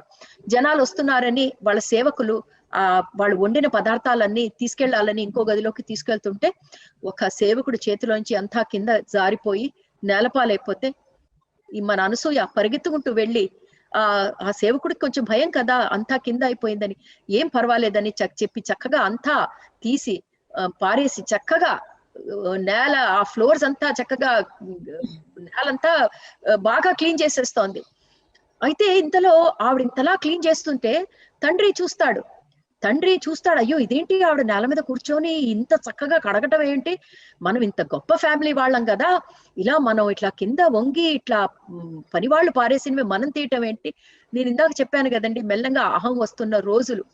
ఆ క్రితం జన్మలో ఆ చిన్న పిసర అహం ఆ చిన్నపిల్లకి వచ్చినప్పుడు తండ్రి చెప్పాడు, ఇలాంటి వాటిలో సేవల్లో అహం ఉండకూడదని. చూసారా ఎంత మార్పో. ఇక్కడ తండ్రికి నచ్చట్లేదు అనసూయ చేస్తున్న పని, కానీ ఆవిడకి అణువుల్లో ఆ పూర్వజన్మ సంస్కారాలు అలా ఇమిడిపోయి ఉన్నాయి. సో అప్పుడు ఆయన ఖచ్చితంగా చెప్తాడు, ఇలాంటి పనులు నువ్వు చేయకూడదమ్మా, ఇది సేవకుల పనులు, మనం చాలా గొప్పింటి వాళ్ళం, నువ్వు చేయకూడదు. సో ఆ మార్పు, ఆ రెండు కంపారిజన్ చెప్పటానికి నేను మీకు సంఘటన చెప్తున్నాను. ఇంకో విషయం ఏమిటంటే, ఈ మన అనసూయమ్మకి ఆ సరియు నది అంటే ఎంతో ప్రీతి. ఎంత ప్రీతి అంటే తెలీదు. చిన్నప్పటి నుంచి ఆవిడ ఎప్పుడు సరయు నది దగ్గరికి వెళ్ళాలని ఎంతో తపన. ఆవిడకి ఆ అలలు ఏదైతే ఉంటాయో సరయు నదిలో అదొక సంగీతంలాగా వినిపిస్తూ ఉంటాయి. ఆ సంగీతం ఆవిడని ఆకర్షిస్తున్నట్టు ఉంటుంది.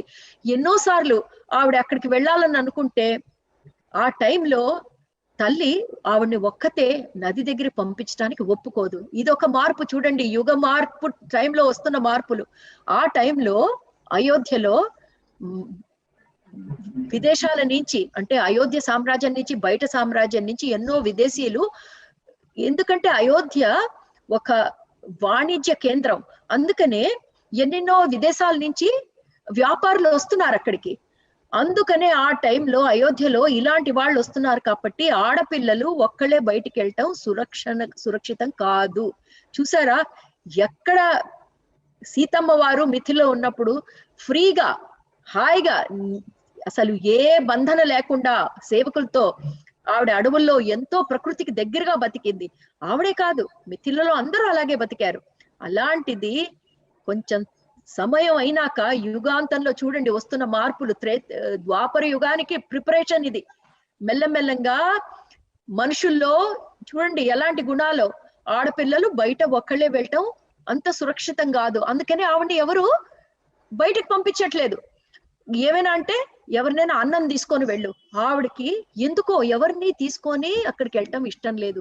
ఎందుకంటే ఆవిడ మనసులో ఆవిడకు ఒక భావం.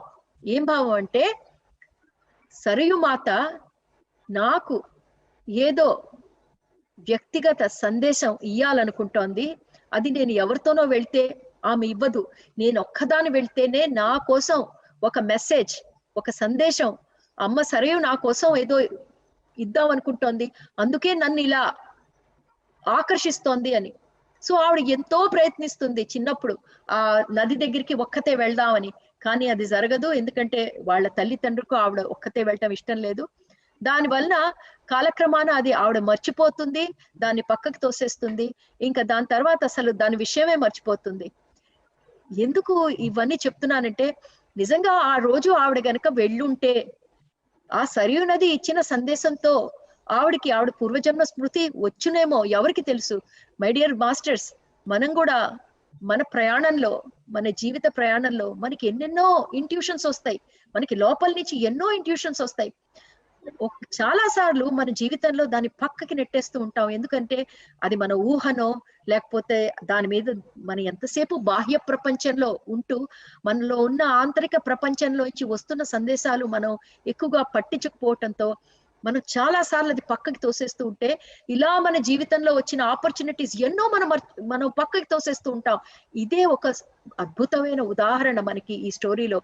ఆ రోజు ఆవిడ సరియు నది నుంచి ఆవిడకి ఆ పిలుపు వస్తున్నా ఆవిడ వెళ్ళలేని పరిస్థితి. ఆవిడ వయసు కూడా చిన్నదవటంతో ఆవిడ తల్లిని కాదనలేక అలాగే మర్చిపోయి ఇంకా మళ్ళీ ఆవిడ సరియు నది ప్రసక్తే తీసుకురాదు. ఆవిడకి చాలా, అంటే తల్లిదండ్రులు అంటే ఆవిడకి చాలా భక్తి. నేను ఇందాకే చెప్పాను, ఆవిడ తల్లిదండ్రులు అగేన్స్ట్ ఎప్పుడూ వెళ్ళలేదు. ఆవిడకి వాళ్ళంటే చాలా భక్తి, సేవాభావం, అన్ని రకాలు. అన్నిట్లో ఎంత సేవాభావం, తల్లిదండ్రి అంటే ఎంత భక్తి ఉన్నా 2 విషయాల్లో మాత్రం ఆవిడ ఎవరు చెప్పినా ఒప్పుకోకపోవటానికి 2 విషయాలు. ఒకటి, సీతమ్మ గురించి జనాలు చెప్పే కథ ఆవిడని అపహరించారని, లేకపోతే ఆవిడ పవిత్రతని శంకించారని, ఇలాంటి మాటలు వచ్చినప్పుడు మాత్రం ఆవిడ అస్సలు కాంప్రమైజ్ అయ్యేది కాదు, అస్సలు వినేది కాదు. రెండోది, ఎప్పుడైతే ఆవిడ వివాహం గురించి ఎప్పుడైనా ప్రస్తావన వచ్చినప్పుడు రెండోది అది.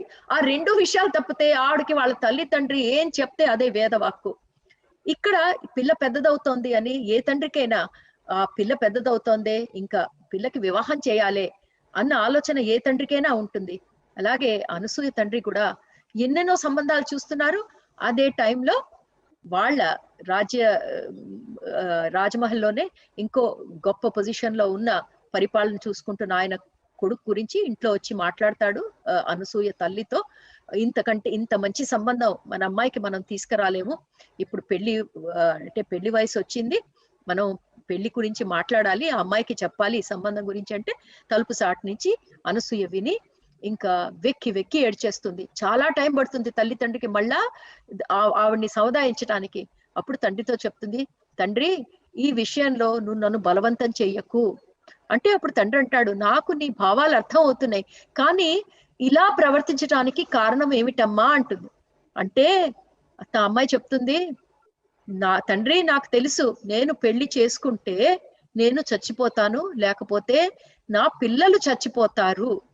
అంటే తండ్రి ఆశ్చర్యపోతాడు, ఏమిటి వాగుడు, ఎవడు చెప్పాడమ్మా నీకు ఇది అంటే, ఎవరు చెప్పడం కాదు నాన్న, నాకు తెలుసు, నా మనసులో నుంచి నాకు ఇది అనిపిస్తోంది, నేను వివాహం చేసుకుంటే నాకు తప్పకుండా ఏదో చెడు జరుగుతుంది. మళ్ళా మై డియర్ మాస్టర్స్, నేను మీనాక్షి జన్మ దగ్గరికి వెళ్తున్నాను. ఆ మీనాక్షి జన్మలో ఇదే అవుతుంది. ఆవిడ పెళ్లి చేసుకుంటానన్నప్పుడు వాళ్ళ తండ్రి ఎన్నోసార్లు ఆవిడకి చెప్తాడు, నువ్వు పెళ్లి చేసుకోవటానికి వీల్లేదు, ఎందుకంటే నువ్వు పెళ్లి చేసుకుంటే నువ్వు దుఃఖ సాగరంలో మునిగిపోతావు, నీ భర్త పోతాడు, నీ పిల్లలు పోతారు, నీకు నీ సంసారం అంటూ ఏమీ ఉండదు, నిన్ను ఈ కష్టాల్లో నేను చూడలేను, అందుకే వివాహం చేసుకోవద్దు. చూసారా మాస్టర్స్, పూర్వజన్మ సంస్కారాలు ఎంత లోతునుంటాయో. ఈ జన్మలో ఏ కారణము లేదు, కానీ ఇందాక నేను చెప్పానే, ఆ జ్ఞాపకాలు ఎంత సబ్ కాన్షియస్ లెవెల్లో మనకు ఉండిపోతాయి అంటే, మనకి తెలియకుండానే, అది ఎందుకో తెలియకుండానే మన ఆలోచన విధానాన్ని, మన జీవితాన్ని, మన పూర్వజన్మ సంస్కారాలు అలా ప్రభావితం చేస్తూ ఉంటాయి. అలాంటి సమయంలో ఇది చాలా సార్లు జరుగుతుంది, తండ్రి మాటికి ఆ సంబంధం గురించి చెప్పటం. ఎందుకంటే అది అతి గొప్ప సంబంధం, దాని గురించి మనం తర్వాత మాట్లాడుకుంటాం, ఎందుకు అది అంతలా తండ్రి చెప్తాడో. కానీ ప్రతిసారి ఇదే ఈ ఏడుపుతో అనసూయ ముందుకు రావటంతో ఇంకా ఇది ఏం చేయాలో ఇంకా వాళ్ళకి అర్థం కాక ఇంకా వాళ్ళు వైద్యుల దగ్గరికి అనసూయని తీసుకెళ్ళటం మొదలు పెడతారు. ఎంతమంది వైద్యులు, ఒకళ్ళు కాదు, ఇద్దరు కాదు, అలా వాళ్ళు ఎంతమంది దగ్గర ఎన్ని వైద్యం చేయించినా ఆవిడలో ఎటువంటి మార్పు ఉండదు. తర్వాత ఒక రోజు మీనాక్షి వాళ్ళ తల్లి తండ్రి గదిలోకి వెళ్ళబోతుంటే తల్లి తండ్రితో చెప్పటం వింటుంది, ఇలా ఒక ఆమె ఉంది, ఆవిడ ఒకప్పుడు మహారాణికి అంటే మన సీతమ్మకి సేవకురాలు, మిథిల నుంచి వచ్చింది, ఆవిడ ఇంకా బతికుంది, అందరూ అంటారు ఆవిడ చాలా గొప్ప వైద్యురాలని, కానీ ఆవిడ చాలా దూరం ఉంటుంది, ఆవిడ ఒక ఆశ్రమంలో ఉంటుంది. ఏ ఆశ్రమంలో అయితే మన సీతమ్మ, మన మహారాణి ఆఖరి రోజులు గడిపిందో ఆ ఆశ్రమంలోనే ఆవిడ ఉంటుంది. అదంత దగ్గర కాదు. అంటే తండ్రి అంటాడు, మన అనసూయకి ఇంత భయం లోపల ఎక్కడో దాగి ఉంది, దానికి ఒక కారణం లేదు. నా అంచనా ప్రకారం అది ఆవిడ పూర్వజన్మ సంస్కారం, పూర్వజన్మ వలన వచ్చిన భయం కాబట్టి మనం ఆవిడకి ఏమి చేయలేకపోతున్నాం కాబట్టి అలాంటి ఆవిడ దగ్గర తీసుకెళ్ళటం మనకి చాలా అవసరం. ఆవిడతో మాట్లాడితే మన అనసూయకి ఆ భయాలు పోయి మళ్ళా మంచి జీవితం ఆవిడ ప్రసాదించగలదేమోనని. అయితే తల్లి అంటుంది, ఆవిడ చాలా వృద్ధ వయస్కురాలు, ఆవిడ చాలా వృద్ధురాలు, ఆవిడ అసలు బతుకుంటుందో లేదో మనం వెళ్ళేటప్పుడు కూడా మనకి తెలియదు. కానీ ఈ మాట మనకి దగ్గరికి వచ్చింది కాబట్టి మనం ఒక్కసారి ప్రయత్నించవచ్చు అని. తర్వాత ఇంకో విషయం తల్లి ఏం చెప్తుందంటే, మన మహారాణి శరీరం చాలించిన ముందు ఆవిడకి ఎంతెంత వృక్ష పరిజ్ఞానం ఉందో అంటే మనకి తెలుసు. మహారాణి సీతమ్మ ఉన్నప్పుడు ఆవిడ చక్కగా ప్రకృతిలోకి వెళ్ళిపోయి చక్కగా మూలికలు ఆవిడకి అన్ని తెలుసు. ఏ బాధకి ఏ మూలికలో ఆ మూలికలు ఎక్కడ దొరుకుతాయో మనం ఎన్నెన్నో చెప్పుకున్నాం ఉదాహరణలు. ఆవిడ చిన్నప్పుడు ఆవిడ ఎలా వెళ్ళిపోయి మూలికలు తీసుకొచ్చి చక్కగా అది ఆ ఋషికి ఇస్తుందో కడుపు నొప్పి వచ్చినప్పుడు. తర్వాత అలాగే ఆవిడ పక్షులతో మాట్లాడి మూలికలు ఎక్కడ ఉన్నాయని కనుక్కోవటం. సో ఇవన్నీ సీతమ్మకి మూలికల గురించి, ఏ మూలిక ఎక్కడ ఎవరికి ఏ బాధకి, ఇవన్నీ ఆవిడకి చాలా బాగా తెలుసు. సో ఇప్పుడు అనసూయ తల్లి చెప్తుంది, ఆ మహారాణి శరీరం చాలించే ముందు ఆ జ్ఞానం అంతా ఆవిడకి ఇచ్చి వెళ్ళిందని అనుకుంటున్నారు అందరూ. అందుకే ఎక్కడెక్కడో దూరదేశాల నుంచి ఆవిడ దగ్గరికి వస్తూ ఉంటారు.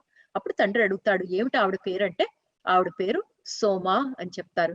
ఇక్కడి నుంచి మన సోమ ఏదైతే పార్ట్ 1 లో మనం వెనక్కి వదిలేసామో, ఎందుకంటే మీనాక్షి శరీరం చాలించింది కాబట్టి మళ్ళా మనకి అనసూయ ద్వారా ఆవిడ కళ్ళతో మనం మళ్ళా సోమాని చూడబోతున్నాం. మనకి ఇక్కడి నుంచి ఈ రెండో భాగం సీతాయనం అంతా మనం సోమ కళ్ళతో చూస్తాం. సోమ చెప్పిన కథ ఏదైతే అనసూయకు చెప్తుందో అది మనకి ఈ రూపంలో పార్ట్ 2 అంటే రెండో భాగంలో మనం చూడబోతున్నాం. సో ఎంత ఉత్సాహంగా ఉంది ఫ్రెండ్స్ నాకు ఈ రెండో భాగం మీ ముందుకు తీసుకురావటానికి, ఈ సోమ మళ్ళా మన జీవితంలో ఇలా ప్రవేశించటానికి. అసలు ముందు ముందు కథ ఇంకా ఇంకా ఎన్నెన్నో ఎనర్జీస్ తో నిండి ఉంటుంది. ఇలా ముందుకు వెళ్ళినప్పుడు తండ్రి అంటాడు, చాలా దూర ప్రయాణం, ఆ దూర ప్రయాణంకి సమంగా మీరు చక్కగా ఒక రథం తీసుకొని వెళ్ళండి. సో మీనాక్షిను వాళ్ళ అమ్మ ఇద్దరు సోమాని కలవటానికి బయలుదేరతారు. మీనాక్షి కాదు, సారీ, అనసూయ ఎప్పుడు అయోధ్య దాటి వెళ్ళలేదు. ఆవిడికి జీవితంలో మొదటిసారి ఒక సిటీ నుంచి బయటికి రావటం ఎంతో అద్భుతంగా ఉంది. ఎన్నెన్నో అడవులు, ఎన్నెన్నో ఊళ్ళు దాటి వాళ్ళు ఆ ఆశ్రమాన్ని వైపు బయలుదేరారు. ఏ ఆశ్రమం అంటే ఎక్కడైతే సీతమ్మ ఆవిడ లవకుశుల్ని పెంచిందో, ఏ ఆశ్రమం అంటే ఎక్కడైతే ఆవిడ చివరి రోజులు గడిపిందో ఆ ఆశ్రమం వైపుకి మనం వెళుతున్నాము, మన అనసూయ వాళ్ళ అమ్మతో పాటు కలిసి. ఈ అనసూయకి సోమ అన్న పేరు విన్న దగ్గర నుంచి అదొక రకమైన ఉత్సాహం. నాకు ఎందుకు ఇంత ఉత్సాహం కలుగుతోంది ఆ సోమ అన్న పేరు విన్న దగ్గర నుంచి, ఆవిడ్ని నేను ఎప్పుడెప్పుడు కలుస్తానా అని ఇంతలా నేను ఎందుకు చూస్తున్నాను, అసలు ఆవిడికి అర్థం కావట్లేదు.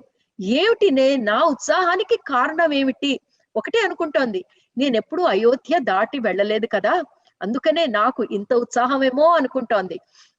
సో ఇలా వాళ్ళు ఆశ్రమాన్ని చేరుకుంటారు. ఎన్నో రోజుల ప్రయాణం తర్వాత వాళ్ళ ఆశ్రమం చేరుకుంటారు. ఆ ఆశ్రమం వాళ్ళకి ముందే తెలుసు వీళ్ళు వస్తున్నారని. చక్కగా ఆశ్రమంలోనే వీళ్ళకి బస ఏర్పాటు చేస్తారు. కానీ అక్కడ వెళ్ళిన దగ్గర నుంచి సోమ ఒకటే ప్రశ్న, మన అనసూయ ఒకటే ప్రశ్న, నేను సోమాని కలవాలి.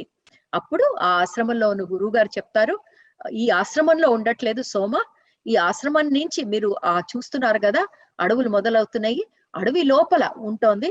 సో ఇంత రాత్రి అయిపోయింది కాబట్టి మీరు ఈ రోజు రాత్రి సోమాని కలవటం కుదరదు. రేపు మీరు ఉదయాన్నే చక్కగా మీ స్నానాది కార్యక్రమాలు చేసుకొని మీరు అడవిలోకి వెళ్ళి సోమాని కలవచ్చు.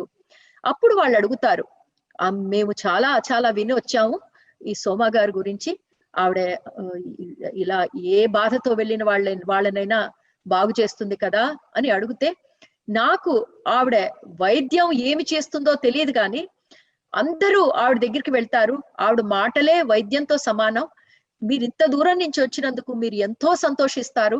సోమాని కలిసినప్పుడు. కానీ ఆవిడ ఎక్కువసేపు ధ్యానంలోనే కూర్చుంటుంది. ఆవిడ ఎక్కువ మాట్లాడదు, ఆవిడ కళ్ళు కూడా తెరవదు. ఆవిడ ఎంతో వృద్ధురాలు. శరీరం ఒక్కటే అలా ధ్యానంతో నిలుపుకొని కూర్చొనుంది. ఆవిడ ఒకటే ఎదురు చూస్తోంది, మాత తల్లి వచ్చి నన్ను తీసుకెళ్తుంది, తల్లి వచ్చి నన్ను తీసుకెళ్లే తాక ఆ క్షణం కోసం ఇలా ధ్యానం చేస్తూ గడిపేస్తాను అని ఆ ఋషి వీళ్ళతో చెప్తాడు. ఆ మాటలు వింటుంటే అనసూయకి ఒక రకమైన దుఃఖం లోపల నుంచి వచ్చేస్తుంది. అయ్యో, ఈ రోజు రాత్రి నేను సోమాని కలవలేనా? ఆ రోజు రాత్రంతా మన అనసూయ పడుకోకుండా ఆవిడికి ఎప్పుడు తెల్లారుతుందా, నేను ఎప్పుడెప్పుడు సోమాని కలుస్తానా, అసలు తన వివాహం గురించి తల్లి తండ్రి సోమ దగ్గరికి తీసుకెళ్తున్నారు అన్న కారణం కూడా ఆవిడికి మర్చిపోయింది. ఆవిడ ఎప్పుడైతే అయోధ్య నుంచి బయలుదేరిందో అప్పుడే అనుకుంటుంది, నా తల్లి తండ్రి నేను వివాహం చేసుకుంటే వాళ్ళకి సంతోషం అయితే నేను వాళ్ళకి సంతోషం కోసమైనా వివాహం చేసుకుంటాను. సో ఆవిడ సోమా దగ్గర ఆవిడ భయాలు పోగొట్టుకోవటానికి రాలేదు. ఆవిడ ముందే అనుకుంటుంది తల్లిదండ్రులకు ఎలా ఇష్టమైతే అలాగేనని. కానీ సోమాని కలవాలన్న కుతూహలం, ఆ ఉత్సుకత ఏదైతే ఆవిడకు వస్తుందో, ఆవిడ రాత్రంతా ఎంతో ఆకాశాన్ని చూస్తూ అలా గడిపేస్తుంది. ఆవిడకి ఇప్పటికీ అర్థం కాదు ఎందుకు నేను ఈ సోమా గారిని కలవటానికి ఇంత క్యూరియాసిటీతో ఉన్నాను అని. మర్నాడు పొద్దున అవ్వంగానే ఆశ్రమంలో చాలా తొందరగా అంటే పొద్దున భోజనం చాలా తొందరగా చేసేస్తారు. మళ్ళా సాయంత్రం కూడా వాళ్ళ నియమం చాలా తొందరగా భోజనం చేస్తారు, వాళ్ళు చీకటి పడకముందే. సో వీళ్ళు గబగబా భోజనం చేసేసి ఇంకా వెయిట్ అన్నమాట. ఇంకా ఆవిడ వెయిట్ చేయలేదు. సో తల్లి వచ్చేటప్పటికి ఈవిడ మొత్తం రెడీగా ఉంది. సో ఇద్దరు కలిసి ఎవరినో తోడు పెట్టుకొని ఆ అడవుల్లో ప్రవేశిస్తారు. కొంత దూరం అడవిలోకి వెళ్ళాక ఒక 2-3 పెద్ద రాళ్ళు, బోల్డర్స్ అంటారు, ఒక చక్కగా గచ్చులాగా ఉంటుంది ఆ రాళ్ళు, దాని పక్కన ఒక కుటీరం. అప్పుడు ఎవరైతే వీళ్ళని తీసుకొస్తారో అది చూపిస్తారు. అదిగో అదే కుటీరం, అందులోనే సోమ ఉంటుంది. ఆ తలుపు దగ్గర తల్లి కూతుర్లు ఆగిపోతారు. అప్పుడు అనసూయ అంటుంది, అమ్మా ఎందుకో నాకు ఒక్కదాన్ని లోపలికి వెళ్ళాలని ఉంది, నాకు కొన్ని నిమిషాలు నన్ను ఆవిడతో ఒక్కసారి ఒంటరిగా వదిలేస్తావా అంటే తల్లికి ఎంతో ఆనందం. అయ్యో, నేను ఇంత దూరం తీసుకొచ్చింది నిన్ను సోమాతో కలపటానికే కదా, నీకింత కుతూహలంగా ఉంటే నాకేంటి అభ్యంతరం అమ్మా, తప్పకుండా వెళ్ళు అని చెప్తుంది. అప్పుడు సోమ లోపలికి వెళ్తూ ఉంటే తలుపు తీసుకొని లోపల చీకటి ఉంటుంది. ఆ తలుపు తెరుస్తూ ఉంటే ఆ తలుపులోంచి వస్తున్న కిరణాలతో లోపల ఉన్నది కొంచెం కొంచెం కనిపిస్తూ ఉంటుంది. ఆ చీకట్లో సరిగ్గా చూస్తే ఒక మూల ఒక ఆవిడ నేల మీద కూర్చొని ఉంటుంది, ధ్యాన ముద్రలో కూర్చొని ఉంటుంది. ఆ తలుపులో నుంచి వస్తున్న ఏదైతే సూర్య కిరణాలు ఉన్నాయో ఆవిడ మీద అప్పుడే పడతాయి. ఆ పడంగానే ఆవిడ్ని చూస్తే అనసూయ ఆశ్చర్యం. ఎందుకంటే ఒక అందమైన, ఒక చాలా యంగ్, ఒక ఆవిడని వృద్ధురాలు అనుకొని వచ్చింది, కానీ చాలా ఒక యంగ్ ఆవిడ, ఎంతో అందగత్త అక్కడ కూర్చొని ఉంటుంది. నల్లటి జుట్టు చక్కగా మొహానికి చుట్టూ ఇలా వేలాడుతూ ఉంటాయి. తర్వాత తల మీద ఒక కాషాయ వస్త్రం కప్పుకొని ఉంటుంది. అప్పుడు అనసూయ అనుకుంటుంది, అయ్యో నేను ఎవరో వృద్ధురాలు అనుకున్నాను, ఈవిడేంటి ఇంత అందంగా ఉన్నారు, ఇంత యంగ్ గా ఉన్నారని. ఆ మనసులోంచి ఆ మాట వచ్చిన వెంటనే కొంచెం ముందుకు అడుగు వేద్దాం అనుకుంటే వెంటనే ఆ అందమైన ఆవిడ ఒక వృద్ధ వయస్కురాల్లాగా మారిపోతుంది.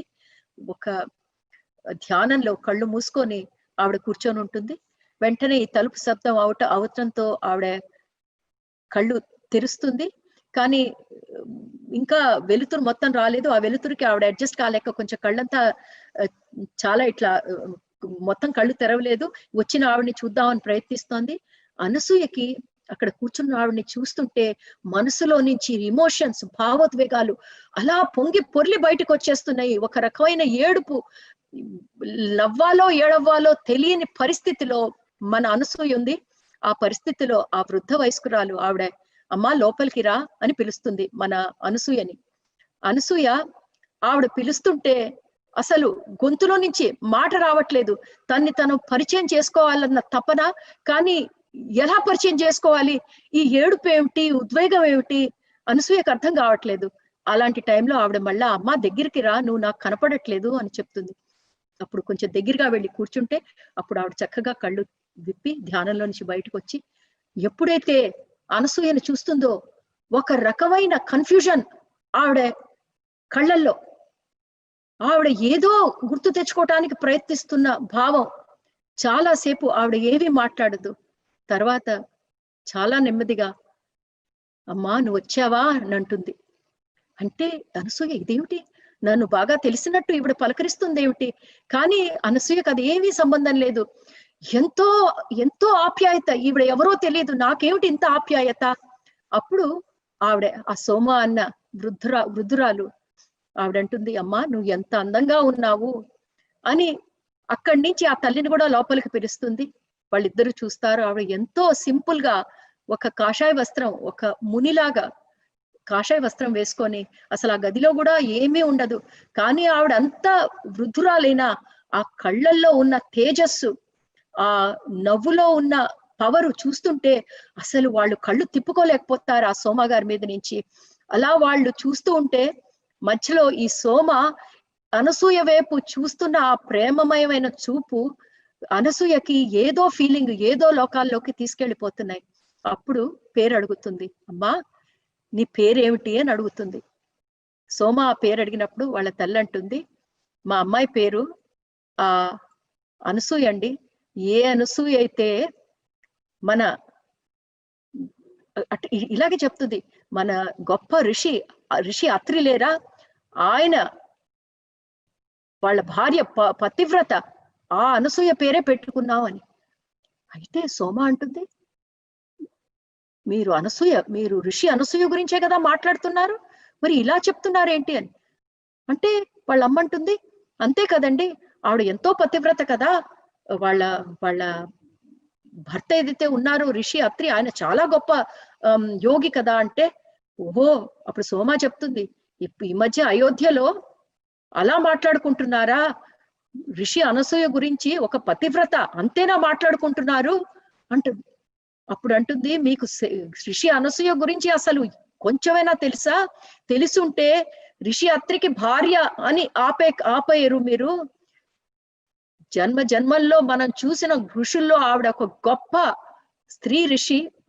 ఆవిడ టైంలో ఉన్న అన్ని ఋషుల పేరు సంపాదించుకున్న ఆవిడ ఎంత గొప్పదంటే, ఆ ముగ్గురు దేవతలు ఏదైతే లక్ష్మి, సరస్వతి, పార్వతమ్మ, ముగ్గురు ఆవిడ్ని ఎంతో గొప్పగా పూజించిన అంత గొప్ప ఋషి ఆవిడ. ఆవిడ తపస్యతో ఆవిడ ఈ భూమి మీద ఎన్నెన్నో మార్పులు తీసుకొచ్చారు ఈ జన కళ్యాణానికి. అవి ఎన్నెన్నో యుగాల దాకా ఉండిపోయే మార్పులు లాంటివి. ఆవిడ హృదయం ఒక తల్లి హృదయం, కానీ ఆవిడకు ఉన్న వివేకం ఒక జ్ఞాని వివేకం. ఒక తల్లి హృదయం అంటే అంత ప్రేమమయంగాను, ఒక జ్ఞానిగా, ఈ రెండు కాంబినేషను ఈ ప్రపంచంలో ఎవరికైనా ఉందంటే ఆ గొప్ప తపస్విని అనసూయకే.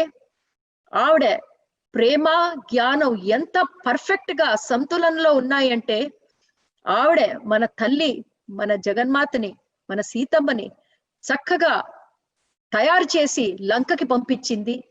ఇవన్నీ వింటుంటే ఆ అనసూయ తల్లి అసలు ఆశ్చర్యపోతుంది. ఎందుకంటే ఆవిడకి ఇవన్నీ తెలీదు. అనసూయమ్మ ఏమిటి, గొప్ప ఋషి అవటం ఏమిటి, ఆవిడ మన సీతమ్మని తయారు చేసి లంకకి పంపించడం ఏంటి, తయారు చేయటం ఏమిటి, ఇవన్నీ వింటుంటే అసలు ఒక్కొక్కటి అనసూయమ్మ తల్లి వాళ్ళ మదర్కి చాలా ఆశ్చర్యం అన్నమాట. అప్పుడు ఆవిడ అంటుంది, వాళ్ళ అమ్మగారు అంటారు, మీరు ఏదైతే మాట్లాడుతున్నారో ఈ విషయం నా కూతురికి చాలా ఇష్టమైన విషయం. ఎందుకంటే నా కూతురు ఎప్పుడూ ఒప్పుకోలేదు, ఎప్పుడైనా మహారాణిని అపహరణం అయిందనో, లేకపోతే అయ్యో పాపం సీతమ్మ ఎన్ని కష్టాలు పడిందనో, ఇలాంటివి ఎవరన్నా నా కూతురు ఎప్పుడూ ఒప్పుకోలేదు. కానీ ఈ రోజు మీరు చెప్తున్నది మాకు తెలియని సీతమ్మ గురించి, నా కూతురు నమ్ముతున్న దాని గురించి మీరు ఇంకా చెప్తున్నారు. అందుకనే నాకు నా కూతురుకి మీరు ఇంకొంచెం వివరంగా చెప్తే ఎంతో బాగుంటుంది అని చెప్తుంది. అప్పుడు సోమ అంటుంది, నేను అర్థం చేసుకోగలను, మీ కూతురు ఎందుకు ఇలా ఈ భావన ఎందుకు వస్తుందో మీ కూతురు నాకు అర్థమవుతోంది. ఎందుకంటే మీకు సంపూర్ణ కథ తెలియదు, సీతమ్మ కథ. సీతమ్మ అయోధ్య నుంచి అడవుల్లోకి వెళ్ళిన కథంతా మీకు చాలా వివరంగా చెప్తే గాని ఏ విషయాలు ఎందుకు జరిగినాయో అది మీకు అర్థం కావు. అంటే అప్పుడు అనసూయని అడుగుతుంది, నువ్వు చెప్పమ్మా నీకేమనిపిస్తోంది అని. అప్పుడు అనసూయ అంటుంది, నాకు ఖచ్చితంగా తెలుసు మా మాత అంత శక్తి లేని మాత ఏమి కాదు, ఎవరైనా అపహరిస్తే వెళ్ళిపోవటానికి. మా మాతకి అన్ని శక్తులు ఉన్నాయి, తన్ని తను కాపాడుకునే శక్తులని మా మాతకు ఉన్నాయి. అందుకే నేను ఎప్పుడూ నమ్మలేదు ఎవరైనా అపహరణ చేశారు మా మాతని అంటే. నేను ఎప్పుడు అస్సలు నమ్మలేదు అంటే అప్పుడు సోమ అంటుంది, నువ్వు చెప్పింది కరెక్ట్ అమ్మా. మాత లంకకి వెళ్ళింది ఆవిడ సమ్మతంతోనే, ఆవిడ సంపూర్ణ సమ్మతం ఉంది కాబట్టే మాత లంకలో ప్రవేశించింది. ఆ రోజుల్లో ఎంత ఇంపార్టెంట్ అంటే రావణుడి సామ్రాజ్యంలో, రావణుడి మనసుల్లో, రావణుడి అసుర సామ్రాజ్యంలో లోపలికి వెళ్లాల్సింది బాధ్యత ఎవరో ఒకళ్ళకుంది. ఆ బాధ్యత మాత తీసుకుంది. అంత సాక్రిఫైస్ చేసింది ఆవిడ. ఆ టైంలో అందరికీ తెలుసు రావణాసురుని బయట నుంచి కొల్లగొట్టే కంటే లోపల నుంచి కొల్లగొట్టడం చాలా అవసరము. రావణాసురుడికి లోపల ఎంటర్ అయ్యి, మనసులో ఎంటర్ అయ్యి ఆ జ్ఞానం ఇచ్చే కెపాసిటీ ఉన్న వాళ్ళే లోపల వెళ్ళగలరు. అందుకనే మాత ఆ రెస్పాన్సిబిలిటీ, ఆ బాధ్యత తను తీసుకెళ్ళింది.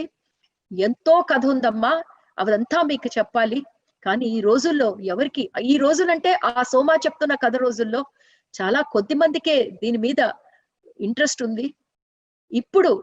ఇప్పుడున్న ప్రజానీకం ఎక్కడ అయోధ్యలో, వాళ్ళకి ఎంతసేపు అయోధ్యలో సంపద ఎంత ఉంది, అయోధ్య ఎన్ని రాష్ట్రాలు గెలుచుకొని వచ్చింది, అంతేగాని మాత చేసిన సాక్రిఫైస్ ఏదైతే ఉందో, మాత సమ్మతం ఇచ్చి లంకకెళ్ళి రావణాసురుడి కింగ్డమ్ అంటే రాజ్యాన్ని లోపల నుంచి ఎలా మార్పు తీసుకొచ్చిందో, ఇది చాలా తక్కువ మందికి అవసరమును ఇంట్రెస్ట్.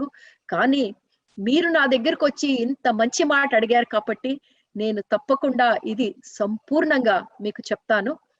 సో ఈ రోజు మై డియర్ ఫ్రెండ్స్, మనం ఈ నెక్స్ట్ స్టెప్ ఏదైతే అసలు కథ ఏమిటో, అసలు సీతమ్మ అడవులకు వెళ్ళటానికి కారణం ఏమిటో, సీతమ్మని ఎవ్వరూ బలవంతం చేసి తీసుకెళ్ళలేదు. సీతమ్మ అడవికి వెళ్ళిందంటే ఆవిడ కన్సెంట్, అంటే సంపూర్ణ సమ్మతితో. సమ్మతి ఎందుకంటే ఈ భూమిని రక్షించాలంటే ఎవరో ఒకళ్ళు చేయాల్సిన పని, అది ఆవిడ తన భుజస్కంధాల మీద తీసుకుంది. ఎవరి కోసం? మన కోసం, మీ కోసం, నా కోసం, ఈ ప్రకృతి కోసం, ఈ వసుంధర మా కోసం. ఇలాంటి సీతమ్మ గురించి మనం కథ తెలుసుకోవాలంటే ఎంత ఎంత గొప్ప సుకృతం చేసుకొని ఉన్నాం. ఈ రోజు మాస్టర్స్, మనం ఈ కథ ఇక్కడితో ఈ రోజుకి ఆపుకుందాం. మళ్ళా మనం కలవబోతున్నాం. మేము ఇచ్చిన ఫ్లయర్ లో మేము మీకు 2 ఎపిసోడ్స్ చెప్పాం, కానీ సీతమ్మ కథ 2 ఎపిసోడ్లతో అయిపోయే కథ. ఇది ఒక నిధి, మన చేతికి వచ్చిన నిధి. అందుకనే మేము ఈ కథ మీ అందరి కోసం, మనందరి కోసం వచ్చే వారం నుంచి కంటిన్యూ చేస్తాము. మన తెలుగు ప్రజలకి, మన పిఎంసి తెలుగు ప్రేక్షకుల కోసం మేము వచ్చే వారం నుంచి ప్రతి సోమవారం, ప్రతి లక్ష్మీవారం అంటే Monday and Thursday PMC Telugu ఛానల్లో 3 నుంచి మధ్యాహ్నం 3 నుంచి 4:30 వరకు మన సీతమ్మ కథ ఇలా అందరం కలిసి చక్కగా చెప్పుకుందాం. సో మై డియర్ ఫ్రెండ్స్, మర్చిపోవద్దు, మేము మళ్ళా మీకు ఫ్లైర్స్ తీసుకొస్తాము. కానీ ప్రతి వారం సోమవారం, లక్ష్మీవారం మా వసంత మేడం, నేను మళ్ళా ఈ ప్లాట్ఫామ్ లో మధ్యాహ్నం 3 గంటల నుంచి 4:30 గంటల దాకా మనం అందరం ఆ సీతమ్మ ఎనర్జీతో కనెక్ట్ అయ్యి చక్కగా ఈ కథ వివరంగా చెప్పుకుంటూ వెళ్దాం. మాకు ఇంకో కోరిక కూడా ఉంది.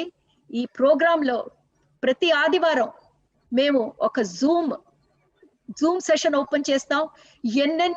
ఎంతమందో నాకు వాట్సాప్లో, ఫేస్బుక్ లో ప్రశ్నలు అడుగుతున్నారు, అమ్మా మీరు ఇంత బాగా చెప్తున్నారు, మాకు ఇది కావాలి, అది చెప్తారా అని.